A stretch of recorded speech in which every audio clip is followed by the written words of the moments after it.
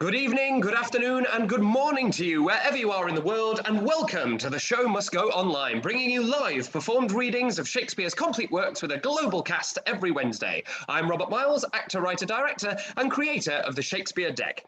Tonight's Merchant of Venice will start in approximately 15 minutes' time. The first half will run for roughly 90 minutes, with a 5-minute interval followed by a 60-minute second half. We have a singularly powerful and problematic play for you tonight. The Merchant of Venice contains institutional and individual acts of racism and anti-Semitism in almost every scene, coerced religious conversion, and explicit references to mutilation. The play is capable of triggering both personal and inherited trauma. This is one of the most difficult plays to produce, particularly in such a charged and raw time for the world, the team and the cast. It has also been one of the most valuable processes we've ever been through on the show. We've made purposeful edits, as we always do, to keep the play at a reasonable length, and we'll be sharing insight into our thought process and our journey in the post-show discussion. We hope you'll stick around for that. And now, to introduce the play, brought to us as always by the kind and benevolent Ben Crystal, it's my pleasure to welcome Djemal Levy. Djemal Alex Levy is an associate professor of theatre at Washington and Lee University in Virginia. She has been directing professionally for over 20 years, including 10 years as the artistic director of Muse of Fire Theatre Company in Evanston, Illinois. Djemal, the play is The Merchant of Venice, and the floor is yours. Thank you, Rob. When most people think about The Merchant of Venice, they remember three seemingly unrelated things. One, a love story in which Bassanio has to win the hand of Portia by choosing among three caskets. Think Indiana Jones and the Last Crusade. Two, a court case in which Shylock, a Jewish man who has lent money to the Christian Antonio, insists on collecting his bond of a pound of flesh cut from Antonio's body. Insert your choice of mafia movies here. And sometimes, three, a beautiful speech about mercy dropping from the heavens like rain, clearly a dramatic tearjerker with soft focus and swelling music. I use these movie metaphors because I think they emphasize just how much of a hodgepodge this play really is. And those three bits don't even cover the whole story, so let's start with a summary of the major plot lines. In Venice, Bassanio asks his melancholy friend Antonio to lend him money so he can woo Portia, who he met before the play began, and who pines for him in Belmont. Antonio's money is all invested, but he offers to borrow against his investments to help his friend. A Jewish moneylender, Shylock, offers a merry bond in which Antonio's forfeiture for late payment would be a pound of his own flesh. Despite his anti-Semitism and confident of his investments, Antonio agrees. Meanwhile, Shylock's servant, Lancelot, decides to switch masters, and on his way to ask Bassanio for a position, he meets his blind father, who doesn't recognize him. Hilarity ensues. Awaiting Bassanio's departure for Belmont, Bassanio's friends get together to help one of them, Lorenzo, elope with his beloved, Jessica, who also happens to be Shylock's daughter.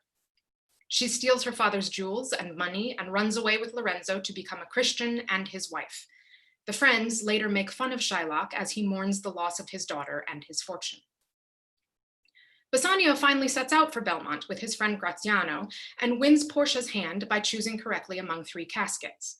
Gratiano also woos and wins Portia's waiting woman, Nerissa. During the wedding celebration, Lorenzo and Jessica arrive with news that Antonio's money is all lost and Shylock is planning to call in his bond.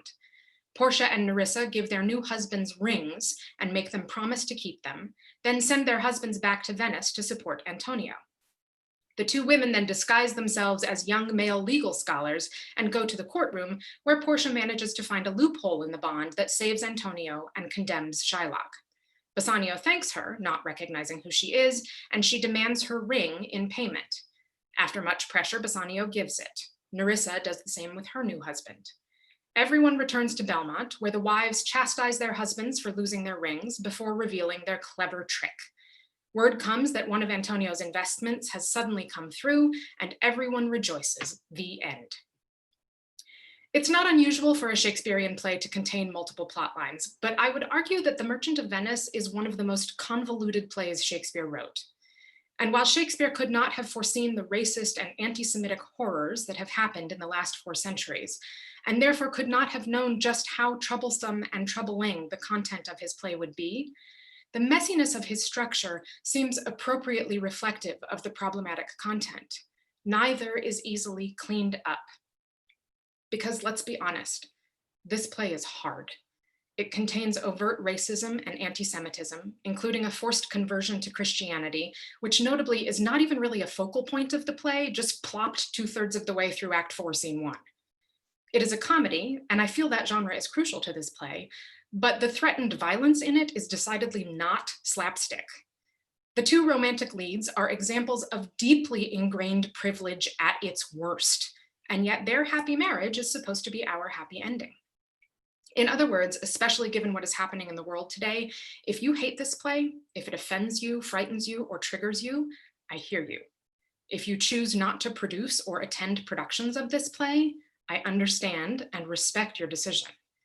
But I choose to engage with it instead because I genuinely believe Shakespeare understood and empathized with outsiders, and because I think he used his plays to make his audiences question their beliefs and what we would call their privilege.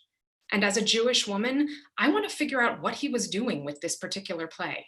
What was he challenging his audience to confront, and how, and why?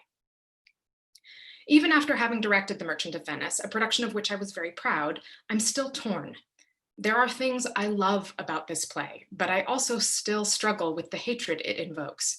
So this introduction is intended to be just that, an introduction, a beginning. I'm going to point out some things that interest me and some that trouble me, and maybe you'll feel the same and maybe you won't, and that's okay. Maybe that's even what Shakespeare intended. To start, I think it's important to recognize that this is not just a play about Christians versus Jews. In fact, outsiders come in many shapes and forms in The Merchant of Venice. Not surprising in a play set in a multicultural republic, an exotic place that both fascinated and terrified Shakespeare's audiences because of its differences from their world.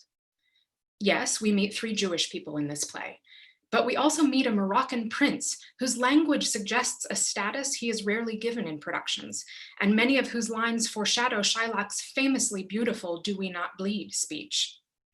There is also the merchant himself, Antonio, who has often been portrayed as secretly in love with Bassanio, making him a distinct outsider in a play filled with heterosexual couplings. And even if he's not gay, he is at the very least a third wheel in the love story between Bassanio and Portia. We also meet Bassanio's friend Lorenzo, who is in love with Shylock's daughter Jessica, and is therefore an outsider by association, willing to brave cultural taboos to marry the Jewish woman he loves.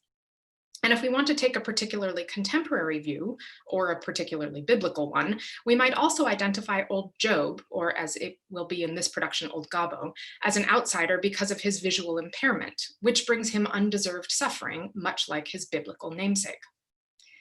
It seems significant that Shakespeare weaves outsiders into all of the plot lines in this play, and not just the one that includes Shylock. Whereas Othello essentially stands alone in his play, The Merchant of Venice presents to its audience a lot of different versions of being an outsider and a lot of different ways of handling it. Jessica wants to assimilate. Shylock wants to segregate. Antonio wants to hide. Morocco wants to confront. Old Job acquiesces. In presenting a spectrum of outsiders rather than a single representative of otherness, Shakespeare eliminates the possibility of a simple dichotomy of us versus them, and in so doing also refutes the idea of a simple answer. Another thing that fascinates me about this play is that most of the characters in it, even the ones some might term the protagonists, are pretty awful people. The first time we meet Portia, for instance, her waiting woman NERISSA is essentially calling her a poor little rich girl, responding to Portia's complaints of being aweary of this great world with, "You would be, sweet madam, if your miseries were in the same abundance as your good fortunes are." And while Portia finds fault with all of her suitors other than Bassanio, as might be expected of one in love, her derision of those suitors can be pointedly offensive, especially for Shakespeare's mixed class audience. The Neapolitan is ridiculed for being able to work with his hands, the English baron for being unable to speak foreign languages, and, most striking to a contemporary audience, Portia responds to Morocco's failed attempt to choose the correct casket and win her hand with the overtly racist, "Let all of his complexion choose me so." Bassanio isn't much better. When the audience first meets him, he is pleading with his friend Antonio for money, admitting that he is deeply in debt because he has wasted his estate on a lifestyle he can't afford.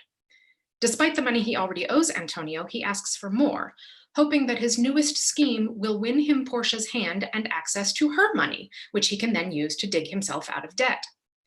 In a play that hinges on finances, not only in terms of plot, but also in terms of metaphorical language, Bassanio's prodigality is clearly a bad thing, and yet it is front and center when we are introduced to him.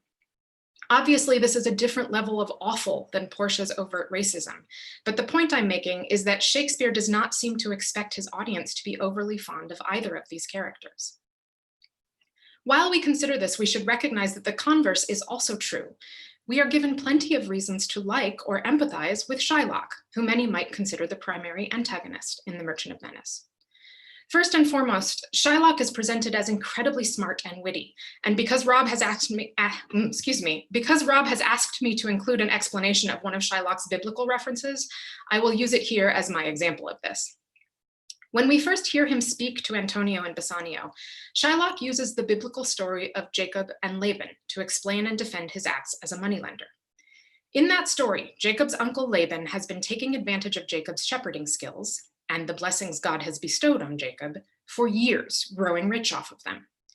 When Jacob wants to leave, Laban tries to get him to stay by offering to pay him in sheep. Jacob refuses the payment and asks instead for any multicolored or dark lambs the sheep he is watching may bear. Laban, knowing that Jacob is tending only all white sheep, agrees, assuming that he will not have to pay Jacob anything. However, Jacob knows that if he behaves well, God will intervene and bless him. Jacob uses some peeled sticks to help his ewes conceive, and this part is a bit unclear both in Shakespeare and the Bible. And all the lambs Jacob's ewes bear are multicolored or dark. In other words, Jacob has legally and naturally increased his wealth because God has done all. In setting himself up as a metaphorical Jacob, Shylock positions himself and his wealth as God approved and God created, in direct contrast to the Protestant view of money lending set forth by Martin Luther and proclaimed in sermon literature of the 16th century, which viewed money lending as a venal sin and an encroachment upon the work of God. In addition to making Shylock intelligent, Shakespeare also makes him sympathetic. The clearest example of this is Shylock's speech comparing Jews and Christians, in which he asks, "If you prick us, do we not bleed?" But Shylock is also a widower who misses his wife and whose daughter steals the last reminder he has of that wife when she deserts him. He is disgraced, hindered, laughed at, mocked, scorned, and thwarted while he earns his living. And when he turns to the law to protect him, thinking it will be objective and just, the law uses his own words to destroy him, forcing him to relinquish his life savings, to give up his livelihood, and to renounce his heritage. Why would Shakespeare do that?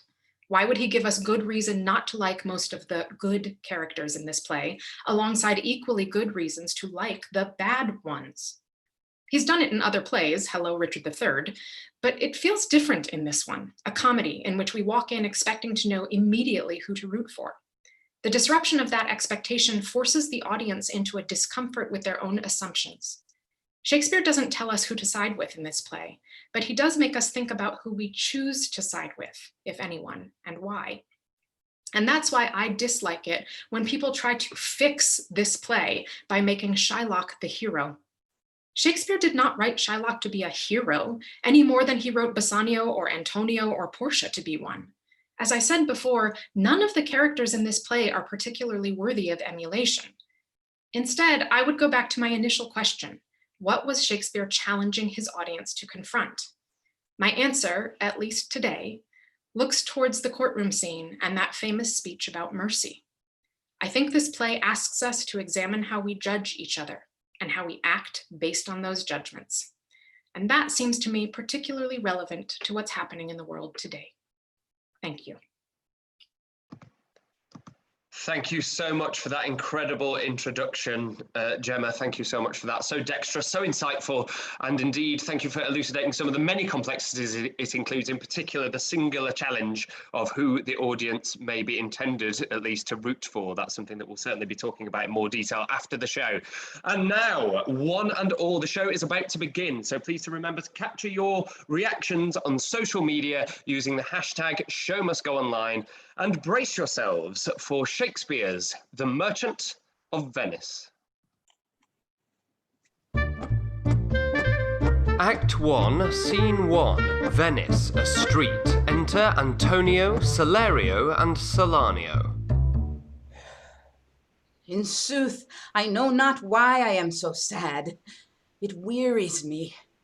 You say it wearies you.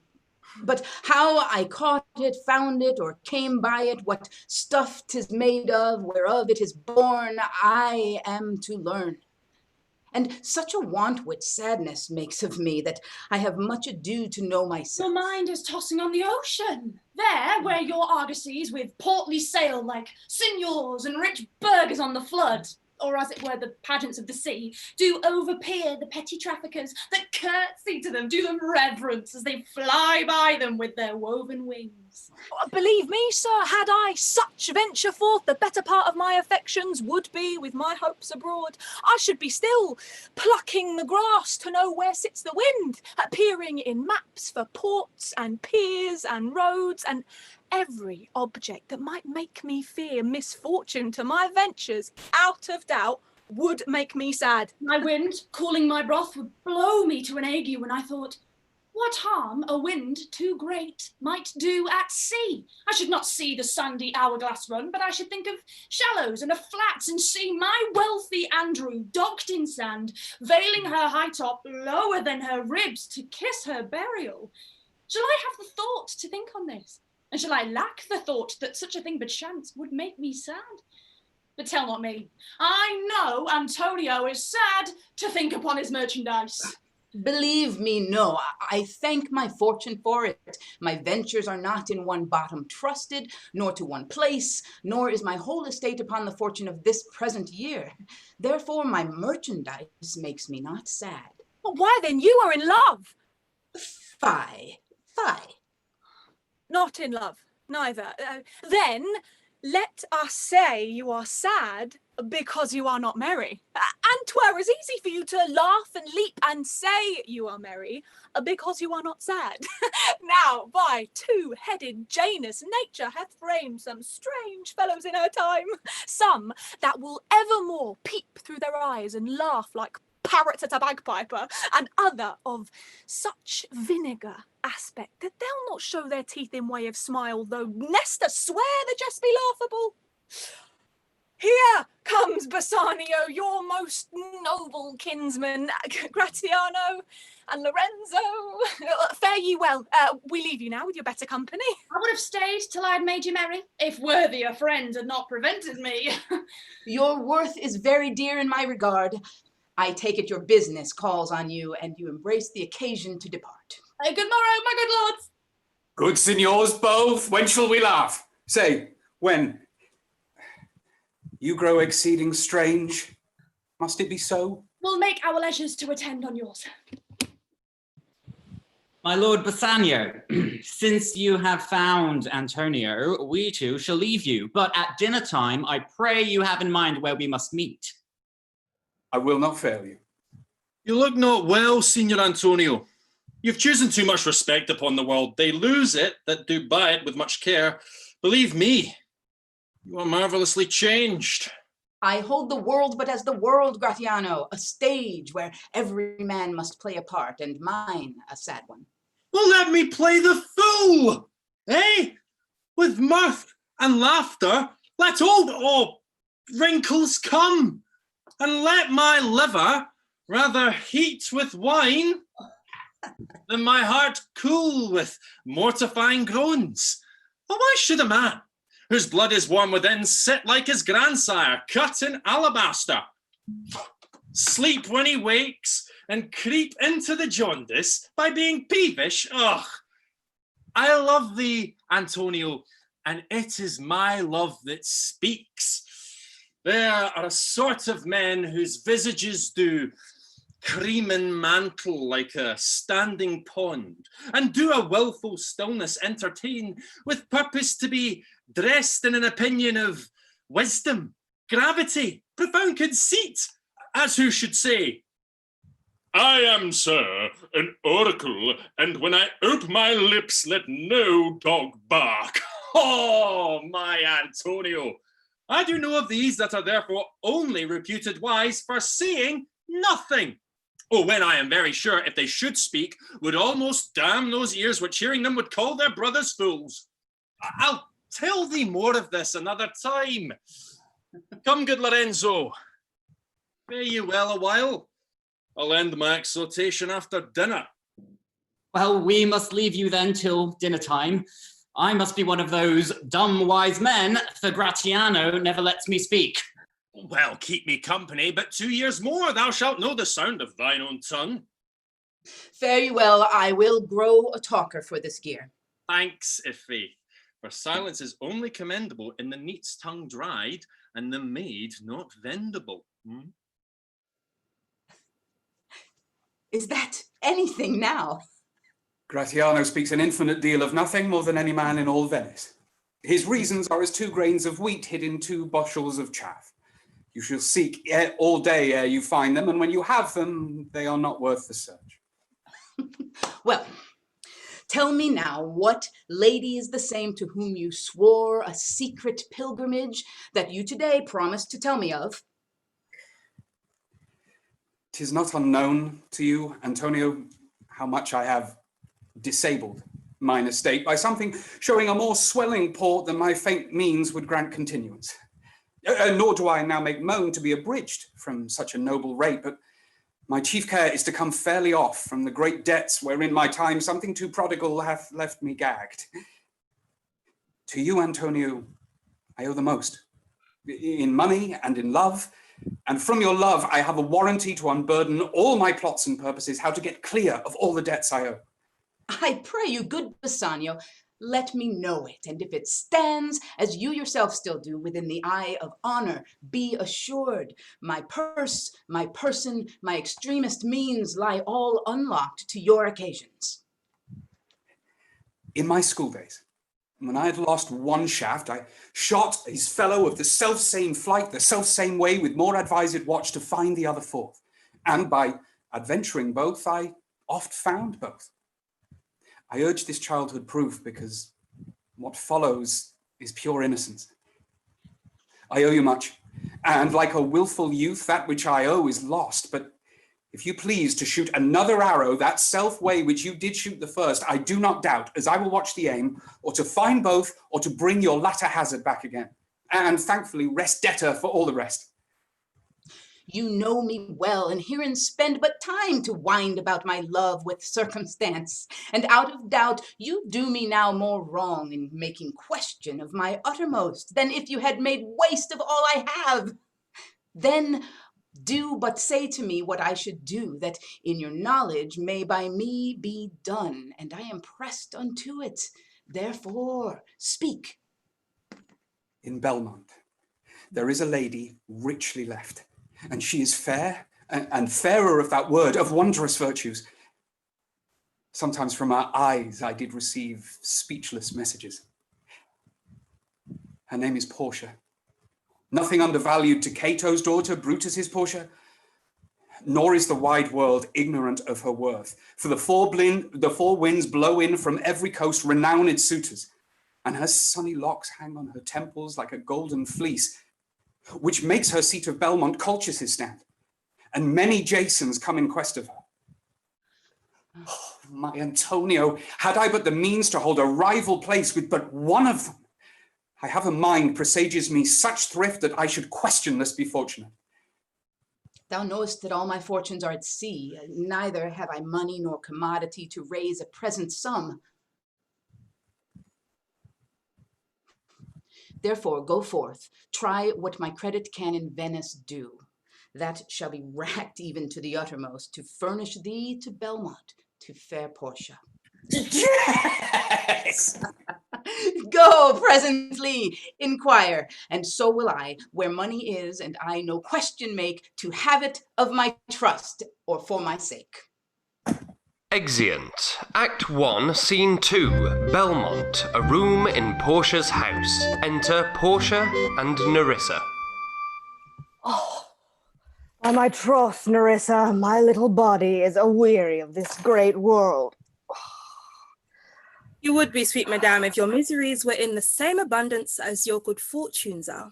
And yet, for all I see, they are as sick as that suffet with too much as they that starve with nothing. It is no mean happiness, therefore, to be seated in the mean. Superfluity comes sooner by white hairs, but competency lives longer.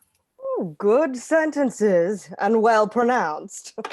They would be better if well followed. Well, if to do were as easy as to know what were good to do, poor men's cottages had been princes' palaces.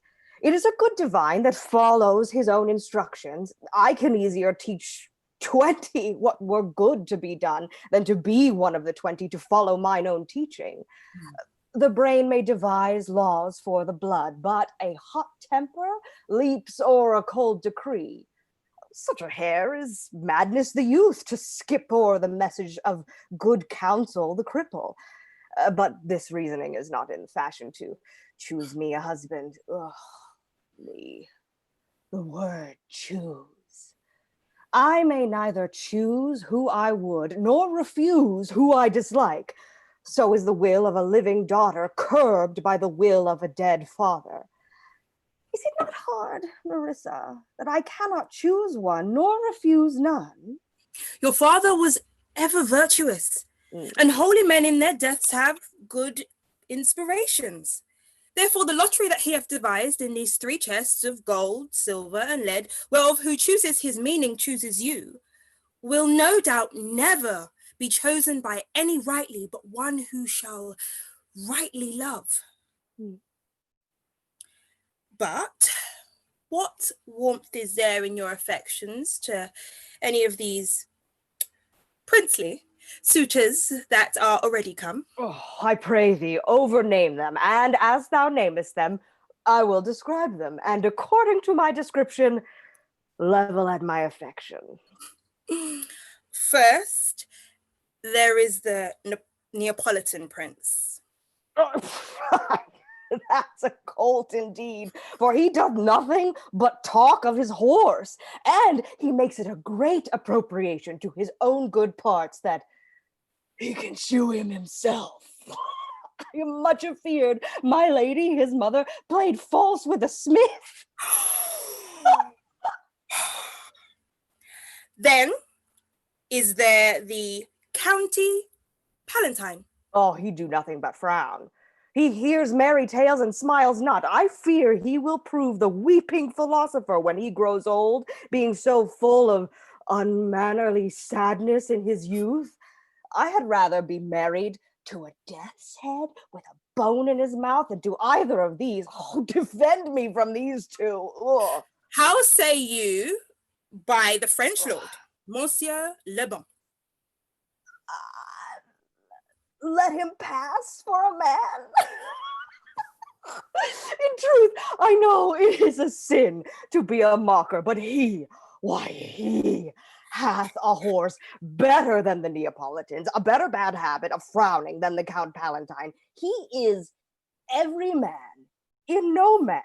If a throstle sing, he falls straight a capering. He will fence with his own shadow. If I should marry him, I should marry 20 husbands. If he would despise me, I would forgive him, for if he love me to madness, I shall never requite him. What say you then to Falconbridge, the young Baron of England? You know, I say nothing to him, for he understands not me, nor I him. He hath neither Latin, French, nor Italian, and you will come to the court and swear that I have a poor pennyworth in the English. He is a proper man's picture, but alas, who can converse with a dumb show? How oddly he is suited. I think he bought his doublet in Italy, his round hose in France, his bonnet in Germany, and his behavior everywhere. How like you the young German, the Duke of Saxon's nephew? Oh, very vilely in the morning when he is sober, and most vilely in the afternoon when he is drunk. When he is best, he is little worse than a man, and when he is worst, he is little better than a beast. And the worst fall that ever fell, I hope I shall make shift to go without him. If he should offer to choose, and choose the right casket. You should refuse to perform your father's will if you should refuse to accept him. Well, therefore, for fear of the worst, I pray thee set a deep glass of Rhenish wine on the contrary casket. For if the devil be within, and that temptation without, I know he will choose it. I will do anything, Nerissa, ere I will be married to a sponge. You need not fear, lady, the having of any of these lords. They have acquired me with their determinations, which is indeed to return to their home and trouble you with no more suit, unless you may be won by some other sort than your father's imposition, depending on caskets. Well, if I live to be as old as Sibylla, I will die as chaste as Diana, unless I be obtained by the manner of my father's will. Oh, I am glad this parcel of wooers are so reasonable, for there is not one among them but I do dote on his very absence, and I pray thee grant them a fair departure. Do you not remember, lady, in your father's time, a Venetian, a scholar and a soldier, that came hither in the company of Marquis of Montfort? Yes, it was Bassanio, as I think so he was called. True, madam. He, of all the men that ever my foolish eyes looked upon, was the best deserving of a fair lady. Oh, I remember him well, and I remember him worthy of thy praise. Oh, how now? What news? 5 strangers seek for you, madam, to take their leave, and there is a forerunner come from a 6th. The Prince of Morocco, who brings word the prince his master will be here tonight. If I could bid the 6th welcome with so good a heart as I can bid the other 5 farewell, I should be glad of his approach. If he have the condition of a saint and the complexion of a devil, I had rather he should shrive me than wive me. Come, Nerissa. Sirrah, go before, whilst we shut the gate. Upon one wooer, another knocks at the door. Exeunt. Act 1, Scene 3, Venice, a public place. Enter Bassanio with Shylock.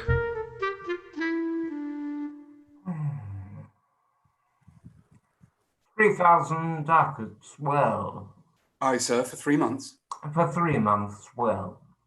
For the which, as I told you, Antonio shall be bound. Antonio shall become bound, well.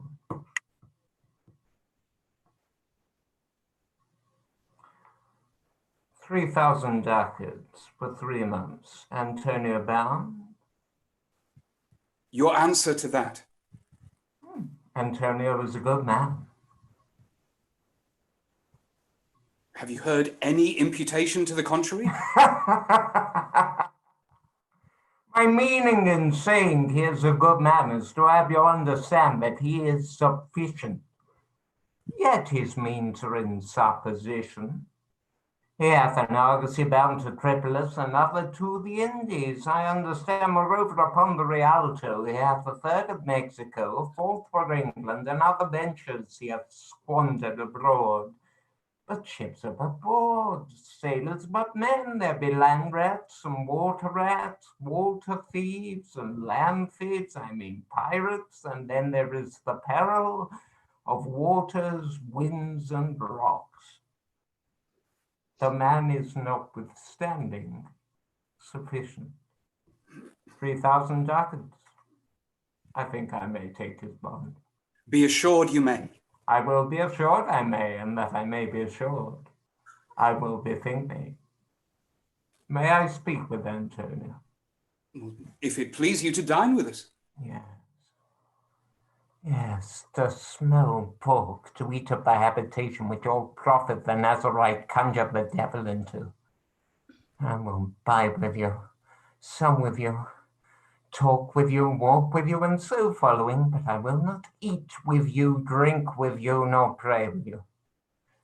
What news on the Rialto? Who is he comes here? This is Signor Antonio. How like a fawning publican he looks. I hate him, for he is a Christian. But more, for that in low simplicity he lends out money gratis and brings down the rate of usance here with us in Venice If I can catch him once upon the hip, I will feed fat the ancient grudge I bear him. He hates our secret nation, and he rails even where merchants most do congregate on me, my bargains, and my well-worn thrift, which he calls interest. Cursed be my tribe, if I forgive him. Shylock, do you hear? I am debating of my present storeroom. By the near guess of my memory, I cannot instantly raise up the gross of full 3,000 ducats. What of that? Jubal, the wealthy Hebrew of my tribe, will furnish me. But soft, how many months do you desire? Let's do fair, good senor. Your worship is the last man in our mouths. Shylock, albeit I neither lend nor borrow by taking nor by giving of excess, yet to supply the ripe wants of my friend, I'll break custom. Is he yet possessed? How much he would? I have 3,000 ducats. And for 3 months? I have forgot. 3 months, you told me so. Well, then your bond, let me see. But hear you. Methought you said you neither lend nor borrow upon advantage. I do never use it. When Jacob grazed his uncle Laban's sheep, this Jacob from who Abram was, as his wise mother brought in his behalf the third possessor, I was. And what of him? Did he take interest? No, not take interest, not as you would say directly interest. Mark what Jacob did.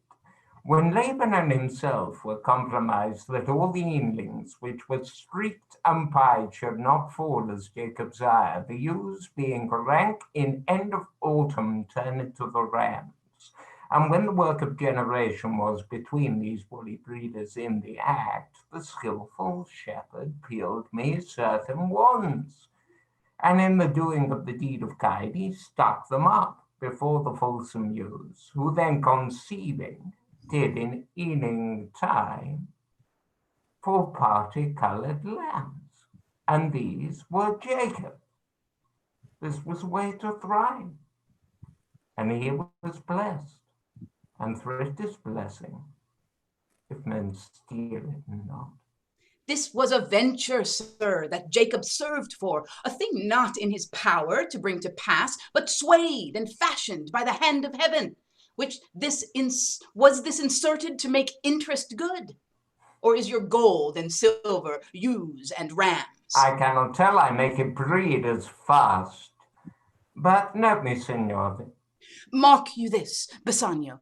The devil can cite scripture for his purpose. An evil soul producing holy witness is like a villain with a smiling cheek, a good apple rotten at the heart.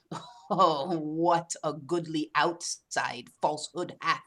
3,000 ducats, that's a good round sum, 3 months from 12, then let me see the rate. Well, Shylock, shall we be beholding to you? Signor Antonio, many a time and oft in the Rialto you have rated me about my money and my usances. Still have I borne it with a patient shrug, for sufferance is the badge of all our tribe. You call me misbeliever, cutthroat, dog, and spit upon my Jewish gabardine, and all for use of that which is mine own. Well then, it now appears you need my help. Go to then. You come to me, and you say, Shylock, we would have monies. You say so. You that devoid your room upon my beard, and fuck me as you spurn a stranger cur over your threshold. Monies is your suit. What should I say to you? Should I not say, have a dog money? Is it possible a cur can lend 3,000 ducats, or shall I bend low? and in a woman's key, with bated breath and whispering humbleness, say this: Fair sir, you spat on me on Wednesday last, you spur me such a day. Another time you called me a dog, and for these courtesies, I'll lend you this much money. I am as like to call thee again, or to spit on thee again, to spurn thee too.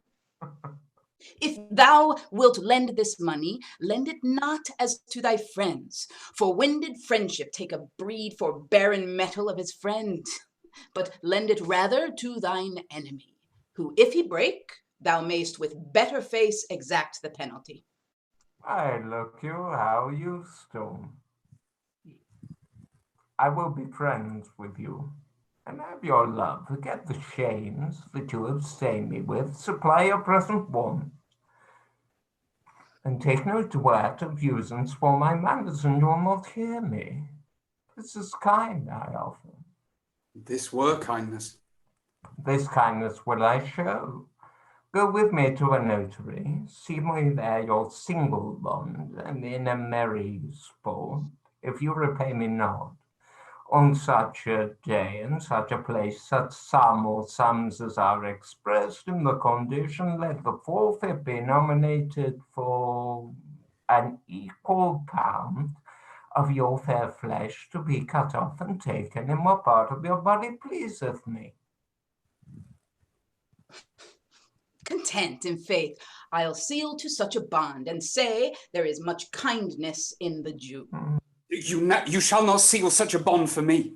I'd rather dwell in my necessity. Why, fear not, man. I will not forfeit it.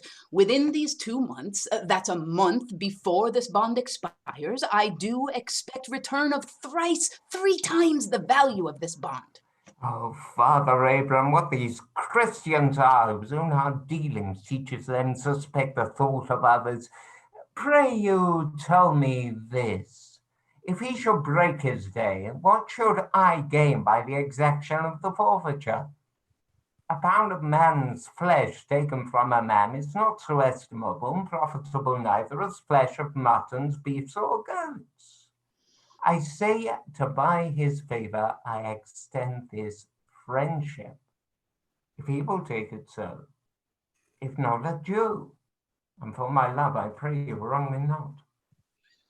Yes, SHYLOCK, I will seal unto this bond. Then meet me forthwith at the notary's, give him direction for this merry bond, and I will go and purse the ducat straight. See to my house, left in the fearful guard of an unthrifty knave, and presently I'll be with you. Hie thee, gentle Jew. The Hebrew shall turn Christian, he grows kind. I like not fair terms and a villain's mind. Come on, in this there can be no dismay. My ships come home a month before the day. Exeunt. Act 2, Scene 1. Belmont, a room in Portia's house. Enter the Prince of Morocco with Portia and Nerissa.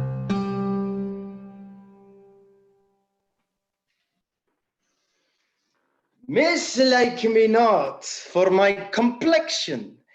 Bring me the fairest creature northward born, where Phoebe's fire scarce thaws the icicles, and let us make incision for your love, to prove whose blood is reddest, his or mine.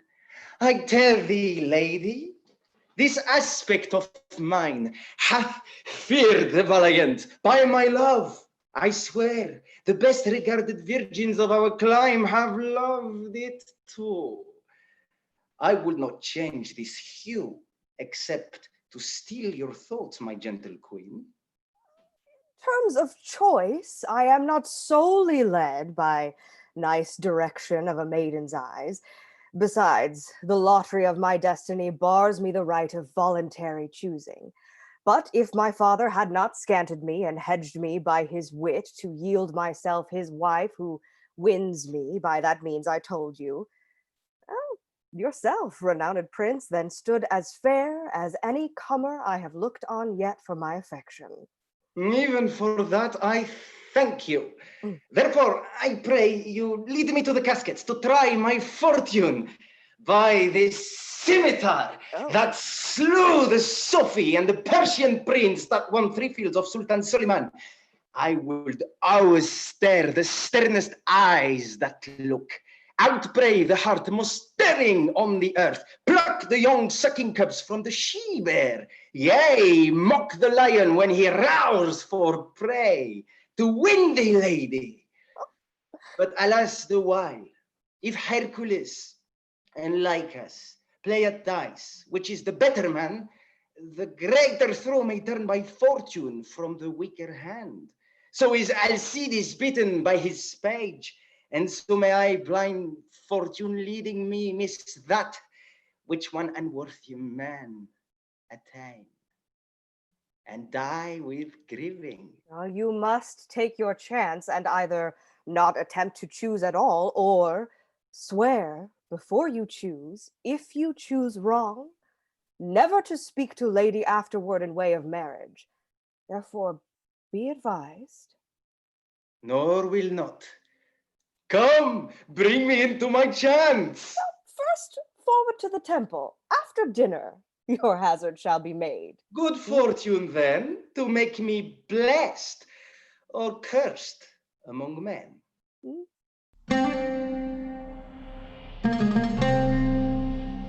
Exeunt. Act 2, Scene 2. Venice, a street. Enter Lancelot Gobbo alone.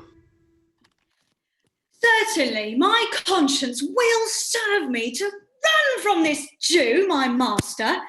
The fiend is at mine elbow and tempts me, saying to me, Gobbo, Lancelot, Gobbo, a good Lancelot, or good Gobbo, or good Lancelot, Gobbo, use your legs, take the start, run away. My conscience says, no, take heed, honest Lancelot, take heed, honest Gobbo, or as aforesaid, honest Lancelot, Gobbo, do not run, scorn running with thy heels. Well, the most courageous fiend bids me pack. Fia, says the fiend. Away, says the fiend. Rouse up a brave mind, says the fiend, and run. Oh, well, my conscience, hanging about the neck of my heart, says very wisely to me, my honest friend Lancelot, being an honest man's son, or rather, an honest woman's son, for indeed my father did something smack, something grow too, that he had a kind of taste. Well, says my conscience, budge not. Budge, says the fiend. Budge not, says my conscience. Conscience, say I. You counsel well. Ah, fiend, say I. You counsel well. Ah. To be ruled by my conscience, I should stay with the Jew, my master, who, God bless the mark, is a kind of devil. And to run away from the Jew, I should be ruled by my conscience, who, saving your reverence, is the devil himself. Certainly, the Jew is the very devil incarnation. And in my conscience is but a kind of hard conscience to offer to counsel me to stay with the Jew. The fiend gives the more friendly advice. I will run, fiend. My heels are at your commandment. I will run. Oh.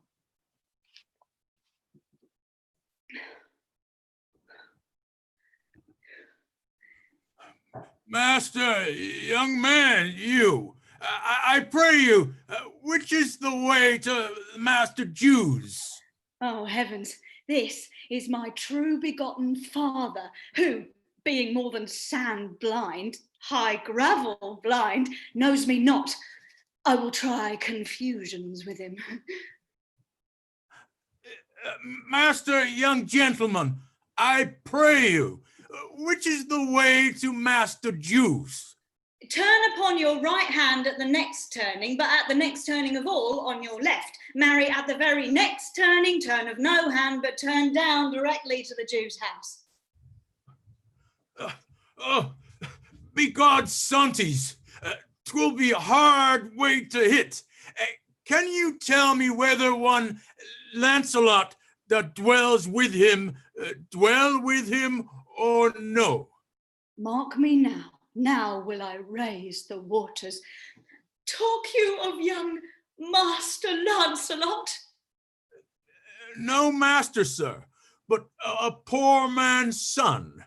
His father, though I say it, is an honest, exceeding poor man, and God be thanked, well to live. Well, let his father be what a will. We talk of young Master Lancelot. Of Lancelot, and please your mastership.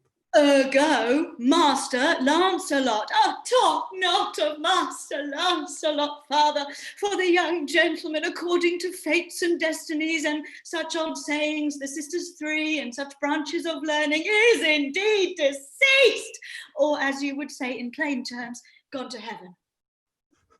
Mary, God forbid! The boy was the very staff of my age, my very prop. Do I look like a staff or a prop? Do you know me, father? Oh, alack the day, I know you not, young gentleman, but I pray you tell me, is my boy, God rest his soul, alive or dead? Do you not know me, father? Alack, sir, I am sand-blind. I know you not. Nay, indeed, if you had your eyes, you might fail the knowing of me. Well, old man, I will tell you news of your son. Give me your blessing. Pray you, sir, stand up. I am sure you are not Lancelot, my boy. Pray you, let's have no more fooling about it, but give me your blessing. I am Lancelot, your boy that was, your son that is, your child that shall be. I cannot think you are my son. I know not what I shall think of that, but I am Lancelot, the Jew's man, and I am sure Marjorie, your wife, was my mother. Her name is Marjorie indeed. I'll be sworn, if thou be Lancelot, thou art mine own flesh and blood. Lord worshipped, might he be, what a beard thou hast got. Thou hast got more hair on thy chin than Dobbin, my fiddle horse, has on his tail. It would seem then that Dobbin's tail grows backward. I am sure he had more hair of his tail than I have of my face when I last saw him. Lord, how art thou changed? How dost thou and thy master agree? I have bought him a present. How agree you now? Well, well. But for mine own part, as I have set up my rest to run away, so I will not rest till I have run some ground. My master's a very Jew. Give him a present, give him a halter. I am famished in his service. You may tell every finger I have with my ribs. Father, I am glad you are come. Give me your present to one Master BASSANIO, who indeed gives rare new liveries. If I serve not him, I will run as far as God has any ground. Ah! Rare fortune! Here comes the man. To him, father, for I am a Jew if I serve the Jew any longer. You may do so, but let it so be hasted that supper be ready at the farthest by 5 o'clock. See these letters delivered, put the liveries to the making, and desire Gratiano to come anon to my lodging. To him, father. God bless your worship. Gramercy, would thou walk with me? Here's my son, sir, a poor boy. Not a poor boy, sir, but the rich Jew's man. That would, sir, as my father shall specify. He hath a great infection, sir, as one would say, to serve. Indeed. The short and the long is, I serve the Jew and have a desire, as my father shall specify. His master and he, saving your worship's reverence, are scarce cater cousins. To be brief, the very truth is that the Jew, having done me much wrong, doth cause me, as my father, being, I hope, an old man, shall fruitify unto you. I have a dish of doves that I would bestow upon your worship, and my suit is... In very brief, the suit is impertinent to myself, as your worship shall know by this honest old man, and though I say it, though old man, yet poor man, my father. One, speak for both. What would you? Serve you. Sir. That is the very defect of the matter, sir. I know thee well. Thou hast obtained thy suit. Shylock, thy master, spoke with me this day, and hath preferred thee, if it be preferment, to leave a rich Jew's service to become the follower of so poor a gentleman. The old proverb is very well parted between my master Shylock and you, sir. You have the grace of God, sir, and he hath enough. Thou speakest it well. Go, father, with thy son. Take leave of thy old master, and inquire my lodging out. Give him a livery, more guarded than his fellows. See it done. Father, get in. I cannot get a service. No, I have ne'er a tongue in my head. Well, if any man in Italy have a fairer table which doth offer to swear upon a book, I shall have good fortune. Go to. Here's a simple line of life. Here's a small trifle of wives. Alas, 15 wives is nothing. And then to scape drowning thrice. Well, if fortune be a woman, she's a good wench for this gear. Father, come, I'll take my leave of the Jew in the twinkling. I pray thee, Leonardo, think on this. These things being bought and orderly bestowed, return in haste, for I do feast tonight my best esteemed acquaintance. Hie thee, go. My best endeavors shall be done herein. Where's your master? Oh! Yonder, sir, he walks. Signor Bassiano! GRATIANO! I have suit to you. You have obtained it. Well, you must not deny me. I must go with you to Belmont. Why then you must. But hear thee, Gratiano, thou art too wild, too rude, and bold of voice, parts that become thee happily enough, and in such eyes as ours appear not false. But where thou art not known, why they are show something too liberal. Pray thee, take pain to allay with some cold drops of modesty thy skipping spirit, lest through thy wild behaviour I be misconstrued in the place I go, and lose my hopes. Signor Bassiano, hear me. If I do not put on a sober habit, talk with respect, and swear but now and then, wear prayer books in my pocket, look demurely, nay more, while grace is saying, hood mine eyes thus with my hat, and sigh and say amen. Use all the observance of civility, like one well studied in a sad ostent to please his grandam. Never trust me more. Well, we shall see your bearing. Nay, but I bar tonight, you shall not gauge me by what we do tonight. No, that were pity. I would entreat you rather to put on your boldest suit of mirth, for we have friends that purpose merriment. But fare ye well, I have some business. And I must to Lorenzo and the rest, but we will visit you at supper time. Exeunt. Act 2, Scene 3, Venice. A room in Shylock's house. Enter Jessica and Lancelot. I am sorry thou wilt leave my father so. Our house is hell, and thou, a merry devil, didst rob it of some taste of tediousness. But fare thee well. There's a ducat for thee. And, Lancelot, soon at supper shalt thou see Lorenzo, who is thy new master's guest. Give him this letter, do it secretly, and so farewell.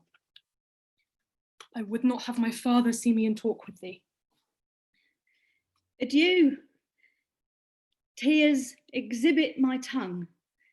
Most beautiful pagan, most sweet Jew.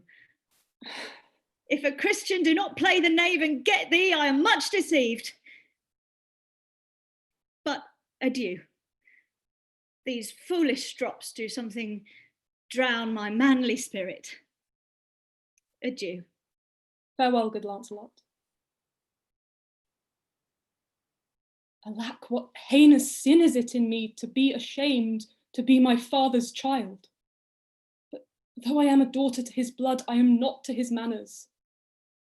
O Lorenzo, if thou keep promise, I shall end my strife, become a Christian and thy loving wife. Exit. Act 2, Scene 4, Venice, a street. Enter Gratiano, Lorenzo, Salerio, and Solanio. Yay! We will slink away in supper time. Disguise us at my lodging and return all in an hour. We have not made good preparation. We have not spoke as yet of torchbearers. Is vile, unless it may be quaintly ordered, and better, in my mind, not undertook. Is now but 4 o'clock. We have 2 hours to furnish us. Friend Lancelot, what's the news? And it shall please you to break up this, it shall seem to signify. I know the hand. In faith, 'tis a good fair hand, and whiter than the paper it writ on is the fair hand that writ. Love news in faith. By your leave, sir. Whither goest thou? Marry, sir, to bid my old master the Jew to sup tonight with my new master the Christian. Hold, here, take this. Tell gentle Jessica I will not fail her, but speak it privately. Go, gentlemen, will you prepare you for this mask tonight? I am provided of a torchbearer. Aye. Marry, I'll be gone about it straight. And so will I. Meet me in Gratiano at Gratiano's lodging some hour hence. Good we do so. It's not that letter from fair Jessica. I must needs tell thee all. She hath directed how I shall take her from her father's house, what gold and jewels she is furnished with, what pages' suit she hath in readiness. If e'er the Jew, her father, come to heaven, it will be for his gentle daughter's sake. And never dare misfortune cross her foot unless she do it under this excuse, that she is issue to a faithless Jew. Come, go with me, peruse this as you go. Fair Jessica shall be my torchbearer. Exeunt. Act 2, Scene 5, Venice, before Shylock's house. Enter Shylock and his man that was, Lancelot. Well, thou shalt see, I shall be thy judge for difference of old Shylock and Bassanio. What, Jessica? Thou shalt gormandize as thou hast done with me. What, Jessica? And sleep and snore and render parallel. Why, Jessica, I say. Why, Jessica! Who bids thee call? I do not bid thee call. Your worship was wont to tell me I could do nothing without bidding. Call you? What is your will? I am bid forth to supper, Jessica. There are my keys. But wherefore should I go? I am not bid for love. They flatter me, but yet I'll go in haste to feed upon the prodigal Christian. Jessica, my girl, look to my house. I am right loath to go. There is some ill brewing towards my rest, for I did dream of moneybags tonight. I beseech you, sir, go. My young master doth expect your reproach. So do I his. And they have conspired together. I will not say you shall see a mask, but if you do... Oh, what are them masks? Hear you me, Jessica. Lock up my doors. When you hear the drum, clamber not too up to the casement's end to gaze on Christian fools with varnished faces, but stop my house's ears. I mean my casement. I have no mind of feasting for tonight. But I will go. Go you for me, sirrah. Say I will come. I will go before, sir. Mistress, look out at window for all this. There will come a Christian by, will be worth a Jewess-eye. What says that fool of Hagar's offspring, huh? His words were farewell, mistress. Nothing else? The patch is kind enough, but a huge feeder. Therefore I part with him, and part with him to one that I would have help him waste his borrowed purse. Well, Jessica, go in. Perhaps I will return immediately. Do as I bid you, shut doors after you. Fast bind, fast find. A proverb never stale in thrifty mind. Farewell. And if my fortune not be crossed, I have a father, thou a daughter lost. Exit. Act 2, Scene 6, Venice, before Shylock's house. Enter two of the maskers, Gratiano and Salerio. Oh, this is the penthouse under which Lorenzo desired us to make stand. Hour is almost past. Oh, and it is marvel he outdwells his hour, for lovers ever run before the clock. Oh, 10 times faster Venus's pigeons fly to seal love's bonds new made than they are wont to keep obliged faith unforfeited. That ever holds. Who riseth from the feast with that keen appetite that he sits down?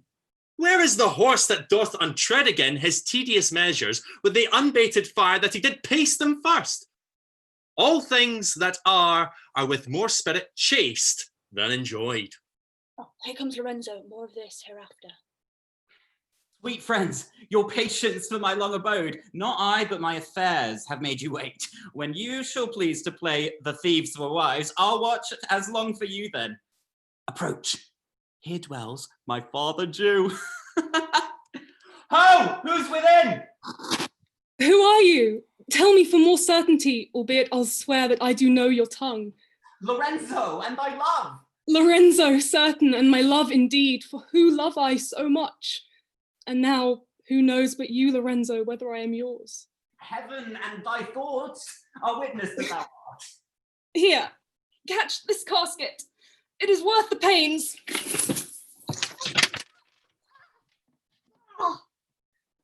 I am glad 'tis night.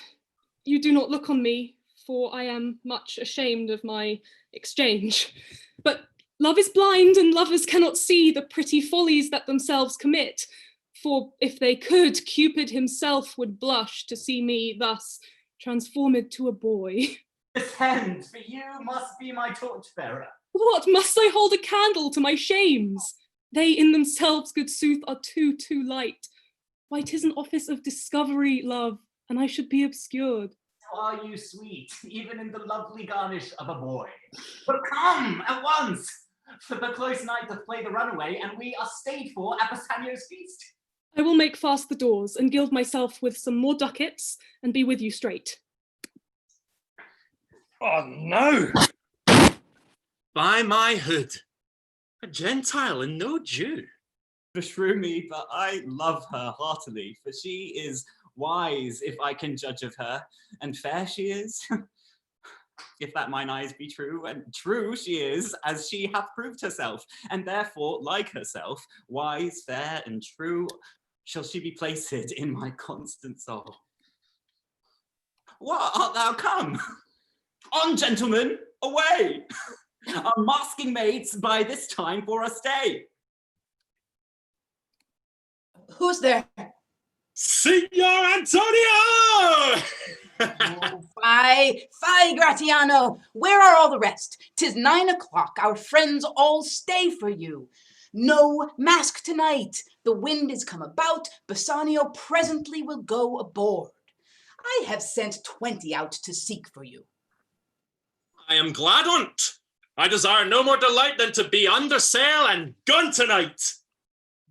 Exeunt. Act 2, Scene 7. Belmont, a room in Portia's house. Enter Portia with the Prince of Morocco and Stefano.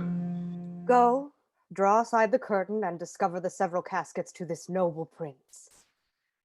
Now, make your choice. The first of gold, who this inscription bears. Who chooses me shall gain what many men desire. The second, silver, which this promise carries. Who chooses me shall get as much as he deserves. The third, dull lead, with warning all as blunt. Who chooses me must give and hazard all he hath. How shall I know if I do choose the right? Oh, the one of them contains my picture, Prince. If you choose that, then I am yours withal. Some God direct my judgment. Let me see. I will survey the inscriptions back again. What says this leaden casket? Who chooses me must give and hazard all he hath. Must give. For what? For lead. Hazard. For lead. This casket threatens. Men that hazard all do it in hope of fair advantages. A golden mind stoops not to shows of dross. I'll then nor give nor hazard aught for lead. What says the silver with her virgin hue? Who chooses me shall get as much as he deserves. As much as he deserves. Pause there, Morocco, and weigh thy value with an even hand. If thou beest rated by thy estimation, thou dost deserve enough, and yet enough may not extend so far as to the lady. And yet to be a third of my deserving were but a weak disabling of myself. As much as I deserve. Why, that's the lady. I do in birth deserve her, and in fortunes, and in grace, and in qualities of breeding. But more than this, in love I do deserve. What if I strayed no farther, but choose here?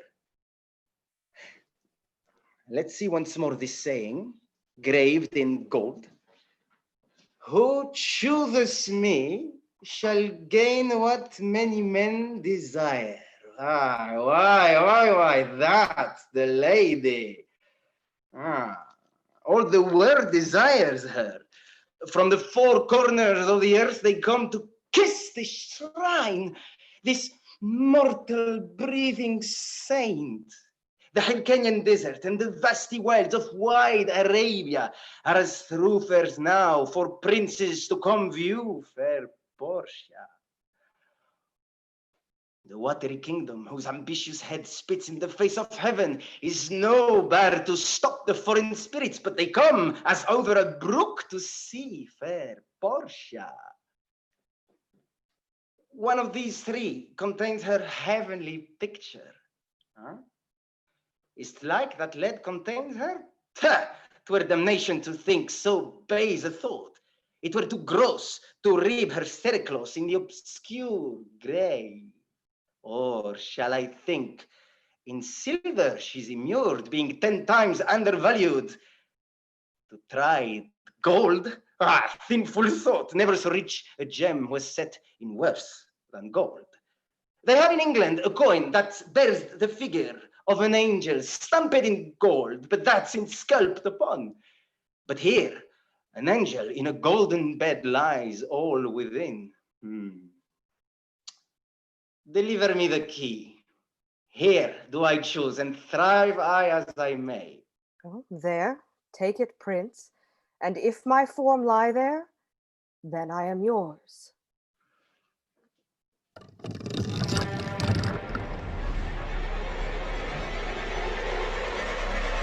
Oh, hell!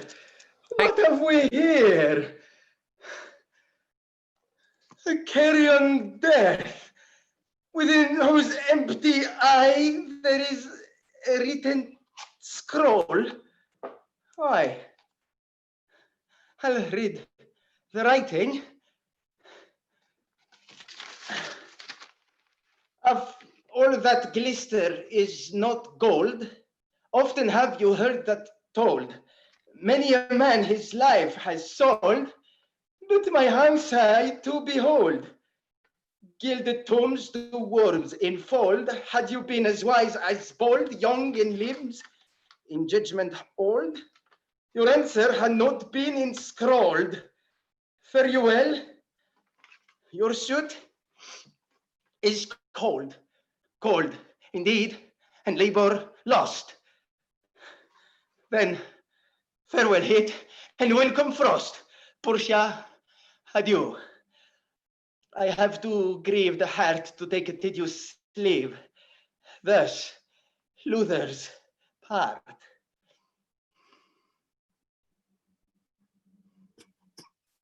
A gentle riddance. Draw the curtains. Go. Exeunt. Act 2, Scene 8. Venice, a street. Enter SALERIO and SOLANIO. Why, man, I saw Bassanio under sail. With him is GRATIANO gone along, and in their ship, I am sure Lorenzo is not. The villain Jew with outcries raised the Duke, who went with him to search Bassanio's ship. You came too late. The ship was under sail, but there the Duke was given to understand that in a gondola were seen together Lorenzo and his amorous Jessica. Besides, Antonio certified the Duke they were not with Bassanio in his ship. I have never heard a passion so confused, so strange, outrageous, and so variable as the dog Jew did utter in the streets. Oh, my daughter, oh, my ducats, oh, my daughter, fled with a Christian, oh, my Christian ducats, justice, the law, my ducats, and my daughter, and jewels. 2 stones, 2 rich and precious stones, stolen by my daughter. Justice, find the girl, she hath the stones upon her, and the ducat. All the boys in Venice follow him, crying, his stones, his daughter, and his ducats. Oh, let good Antonio look, he keep his day, or he shall pay for this. Very well remembered. I was with a French man yesterday who told me in the narrow seas that part the French and English, there miscarried a vessel of our country richly fraught. I thought upon Antonio when he told me, and wished in silence that it were not his. What, you were best to tell Antonio what you hear, yet do not suddenly, for it may grieve him. A kind of gentleman treads not the earth. I saw Bassanio and Antonio part. Bassanio told him he would make some speed of his return. He answered, do not so. Slubber not business for my sake, Bassanio. Stay the very raping of the time, and for the Jew's bond which he hath of me. Let it not enter in your mind of love. Be merry and employ your chiefest thoughts to courtship and such fair ostents of love as shall conveniently become you there. And even there, his eye being big with tears, turning his face, he put his hand behind him, and with affection wondrous sensible, he wrung Bassanio's hand, and so they parted. Oh, I think he only loves the world for him. Oh, I pray thee, let us go and find him out and quicken his embrace and heaviness with some delight or other. Do we so? Exeunt. Act 2, Scene 9. Belmont. A room in Portia's house. Enter Nerissa and Stefano. Quick, quick. I pray thee, draw the curtain straight. The Prince of Aragon hath taken his oath, and comes to his election presently.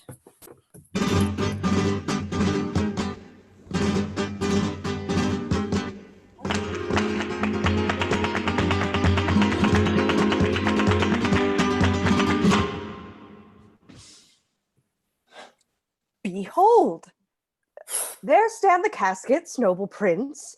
If you choose that wherein I am contained, straight shall our nuptial rites be solemnized. But if you fail, without more speech, my lord, you must be gone from hence immediately. I am enjoined by oath to observe 3 things. First, never to unfold to any one which casket 'twas I chose. Next, if I fail of the right casket, never in my life to woo a maid in the way of marriage. Lastly, if I do fail in fortune of my choice, immediately to leave you and be gone. As to these injunctions, everyone doth swear that comes to hazard for my worthless self. And so I have addressed me. Fortune! Now, to my heart's hope.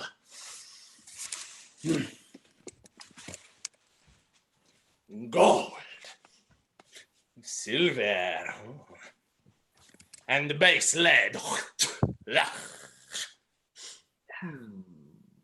Who chooseth me must give and hazard all he hath.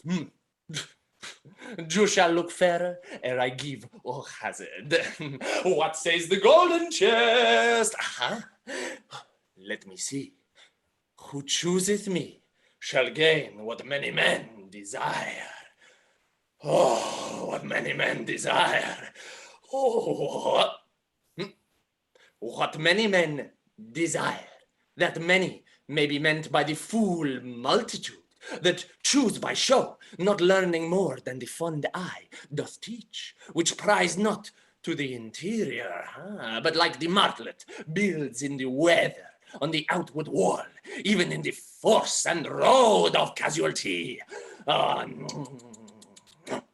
I will not choose what many men desire, because I will not jump with the common spirits and rank me with the barbarous multitudes. While to thee, oh, thou silver treasure house, oh, tell me once more, dime, what title dost thou bear? Who chooseth me shall get as much as he deserves. Oh, and well said too. For who shall go out to cousin fortune and be honorable without the stamp of merit? Let none presume to wear an undeserved dignity. That estates, degrees, and offices were not derived corruptly, and that clear honor were purchased by the merit of the wearer. How many then should cover that stand bare?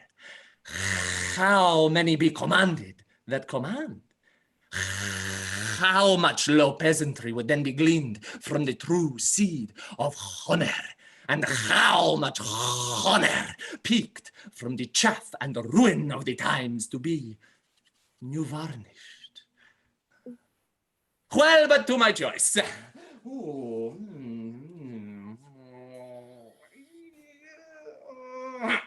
Who chooseth me shall get as much as he deserves. Oh, I will assume desert. Give me the key for this. And instantly unlock my fortunes here.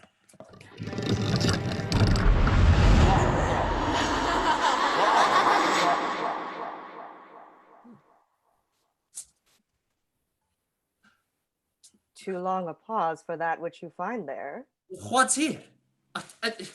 The portrait of a blinking idiot, presenting me a schedule. I will read it. How much unlike thou art to Portia? Huh? How much unlike my hopes and my deservings? Who chooses me shall have as much as he deserves. Does it deserve no more than a fool's head? Is this my prize? Are my deserts no better? To offend and judge are distinct offices and of opposed natures. What is here? The fire 7 times tried these. 7 times tried that judgment is. There never did choose amiss. Some there be that shadows kiss. Some have but a shadow's bliss. There be fools alive, I wis, silvered over, and so was this. Take what wife thou wilt to bed, for I will ever be your head. And so be gone, you are sped. Still no more fool I shall appear by the time I linger here. With one fool's head I came to woo, but I go away with 2. Sweet adieu. I'll keep my oath, patiently to bear my wrath.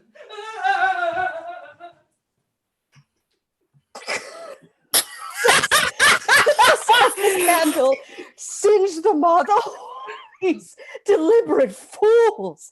When they do choose, they have the wisdom by their wit to lose. The ancient saying is no heresy. Hanging and wiving goes by destiny. Oh, come, draw the curtain, Nerissa. Oh.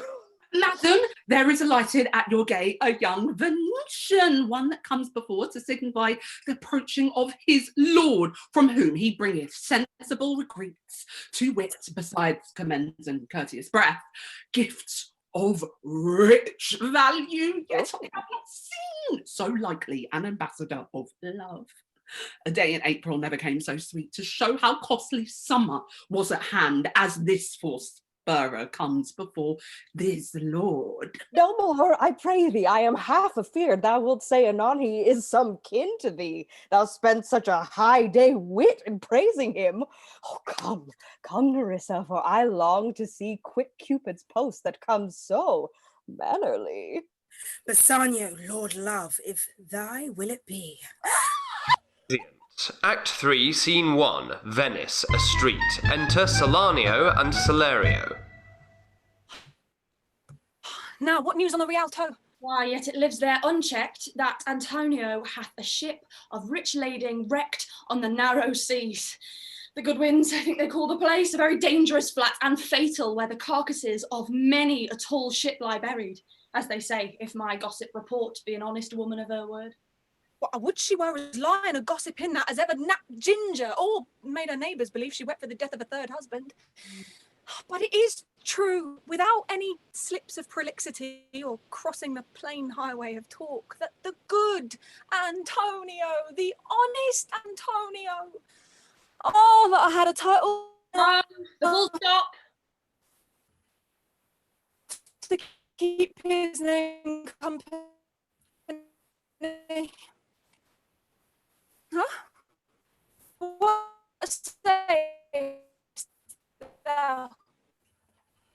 Oh, why, the end is he hath lost ship. I would it might prove the end of his losses. Well, let me say amen betimes, lest the devil cross my prayer, for here he comes in the likeness of a Jew. How now, Shylock? What news amongst the merchants? You knew none so well as you. None so well as you of my daughter's flight. That's certain. I, for my part, knew the tailor that made the wings she flew withal. And Shylock, for his own part, knew the bird was fledge, and then it is the complexion of them all to leave the dam. Yes, damn for it. That's certain, if the devil may be her judge. My own flesh and blood to rebel. Out upon it, old carrion. Rebels it at these years. Oh. I say, my daughter is my flesh and my blood. There is more difference between thy flesh and hers than between jet and ivory. More between your bloods than there is between red wine and Rhenish. But Ellis, do you hear whether Antonio have had any loss at sea or no? Oh, and there I have another Mac, a bankrupt, a prodigal who dares scarce show his head on the Rialto, a beggar that used to come so smug upon the mart. Let him look to his bond. He was wont to call me usurer. Let him look to his bond. He was wont to lend money for a Christian courtesy.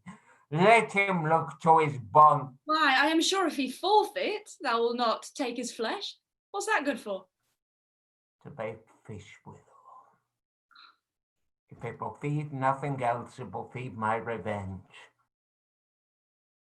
He hath disgraced me, and ended me 500,000, laughed at my losses, mocked at my gains, scorned my nation, thwarted my bargains, called my friends, heated mine enemies, and what's his reason? I am a Jew. Not a Jew eyes, hath not a Jew hands, organs, dimensions, senses, affections, passions, fed with the same food, up with the same weapons, subject to the same diseases, healed by the same means, warmed and cold by the same winter and summer as a Christian is. If you prick us, do we not bleed? If you tickle us, do we not laugh? If you poison us, do we not die? And if you wrong us, shall we not revenge? If we are like you in the rest, we will resemble you in that. If a Jew wrong a Christian, what is his humility? Revenge! If a Christian wrong a Jew, what should his sufferance be by Christian example? Why, revenge! The villainy you teach me I will execute, and it shall go hard, but I will better the instruction. Gentlemen, my master Antonio is at his house and desires to speak with you both. We have been up and down to seek him. Oh, here comes another of the tribe. A third cannot be matched unless the devil himself turn Jew. Oh no, Djemal, what news from Genoa? Hast thou found my daughter? I often came where I did hear of her, but cannot find her. Oh, why, there!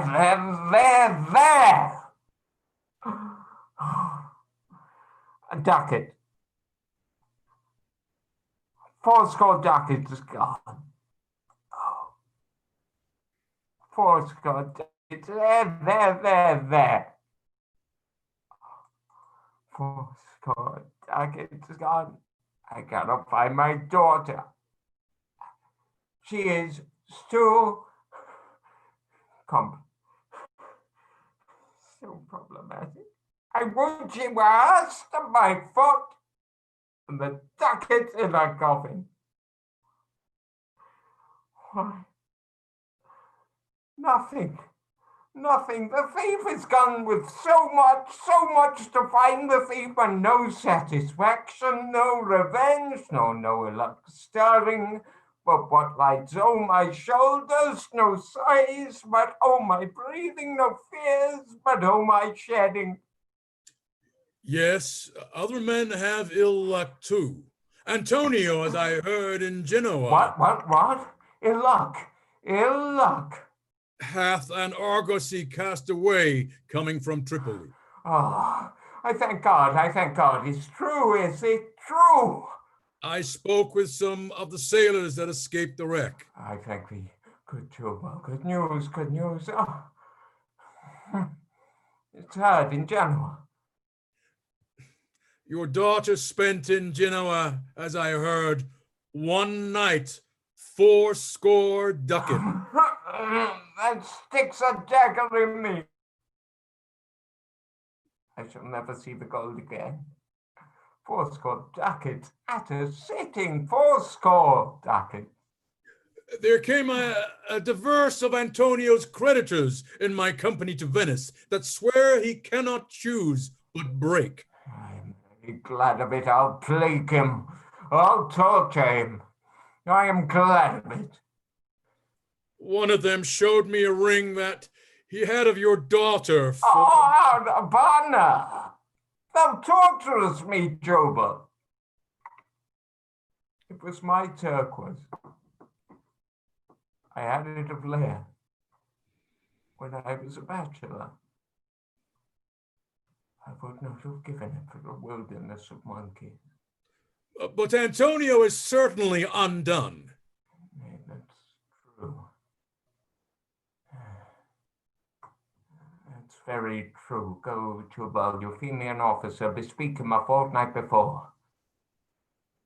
I will have the heart of him if he forfeits. For were he out of Venice, I can make what merchandise I will. Go, Jubal, meet me at our synagogue. Go, good Jubal. At our synagogue, Jubal. Exeunt. Act 3, Scene 2. Belmont, a room in Portia's house. Enter Bassanio, Portia, Gratiano, Nerissa, and Stefano. I pray you, tarry, pause a day or two before you hazard, for in choosing wrong, I lose your company. Therefore forbear a while. There is something tells me, but it is not love. I would not lose you, and you know yourself, hate counsels not in such a quality. But lest you should not understand me well, and yet a maiden hath no tongue but thought, I would detain you here some month or two before you venture for me.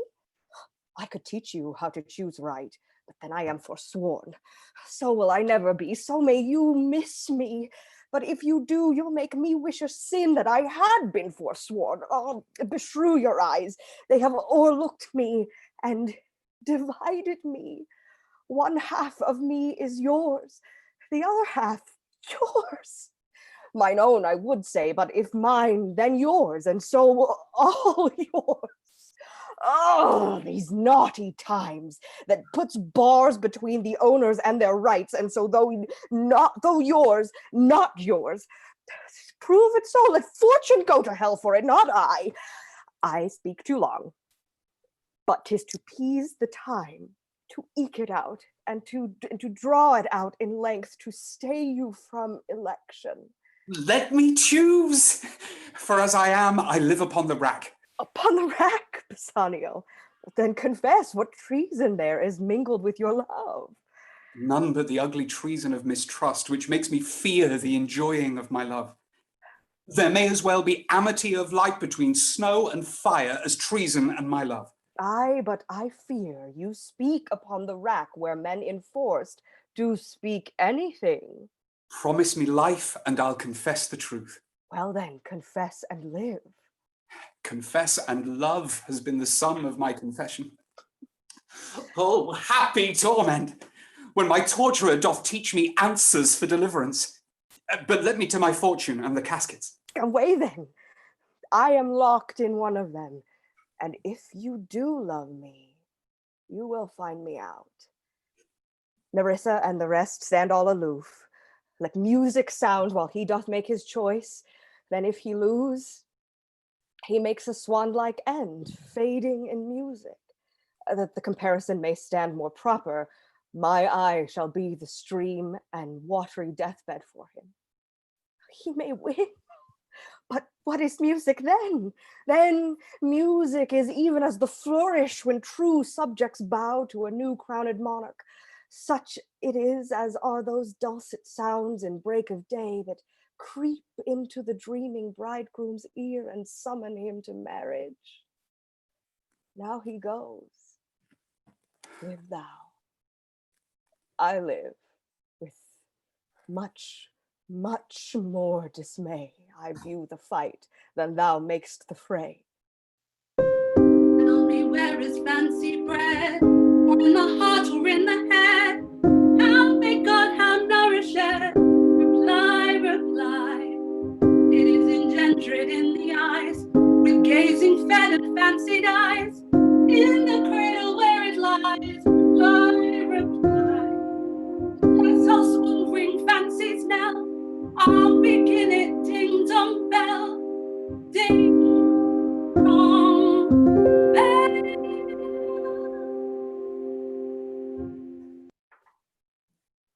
So may the outward shows be least themselves. The world is still deceived by ornament. In law, what plea so tainted and corrupt, but being seasoned with a gracious voice, obscures the show of evil? In religion, what damned error, but some sober brow will bless it and approve it with a text, hiding the grossness with fair ornament? There is no vice so simple, but assumes some mark of virtue on his outward parts. How many cowards whose hearts are all as false as stairs of sand, wear upon their chins the beards of Hercules and frowning Mars, who inward searched have livers white as milk, and these assume but valor's excrement to render them redoubted. Look on beauty, and you shall see 'tis purchased by the weight which therein works a miracle in nature, making them lightest which wear most of it. Thus, ornament is the guiled shore to a most dangerous sea, in a word, the seeming truth which cunning times put on to entrap the wisest. Therefore then, thou gaudy gold, hard food for Midas, I will none of thee. Nor none of thee, thou pale and common drudge 'tween man and man, but thou, meagre lead, which rather threatenest than dost promise aught, thy paleness moves me more than eloquence. And here choose I. Joy be the consequence. Oh, how all other passions fleet to air as doubtful thoughts, and rash embrace despair, and shuddering fear, and green-eyed jealousy. Oh, love, be moderate, allay thy ecstasy in measure, rein thy joy, scant the success. I feel too much thy blessing, make it less, for fear I surfeit. What find I here?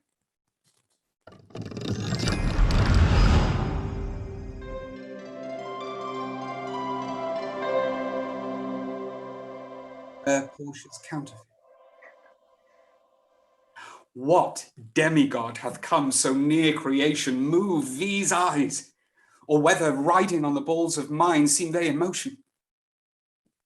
Here there are severed lips, parted with sugar breath, so sweet a bar should sunder such sweet friends. But her eyes, how could he see to do them? Having made one, methinks it should have power to steal both of his and leave itself unfurnished. Yet look how far the substance of my praise doth wrong this shadow in underprizing it. So far this shadow doth limp behind the substance.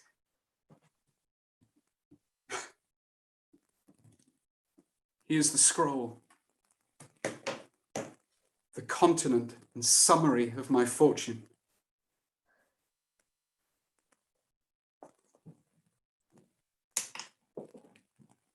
You that choose not by the view, chance as fair and choose as true, since this fortune falls to you, and content and steer no new, if you will be pleased with this and hold your fortune for your bliss, turn to you where your lady is, and claim her with a loving kiss.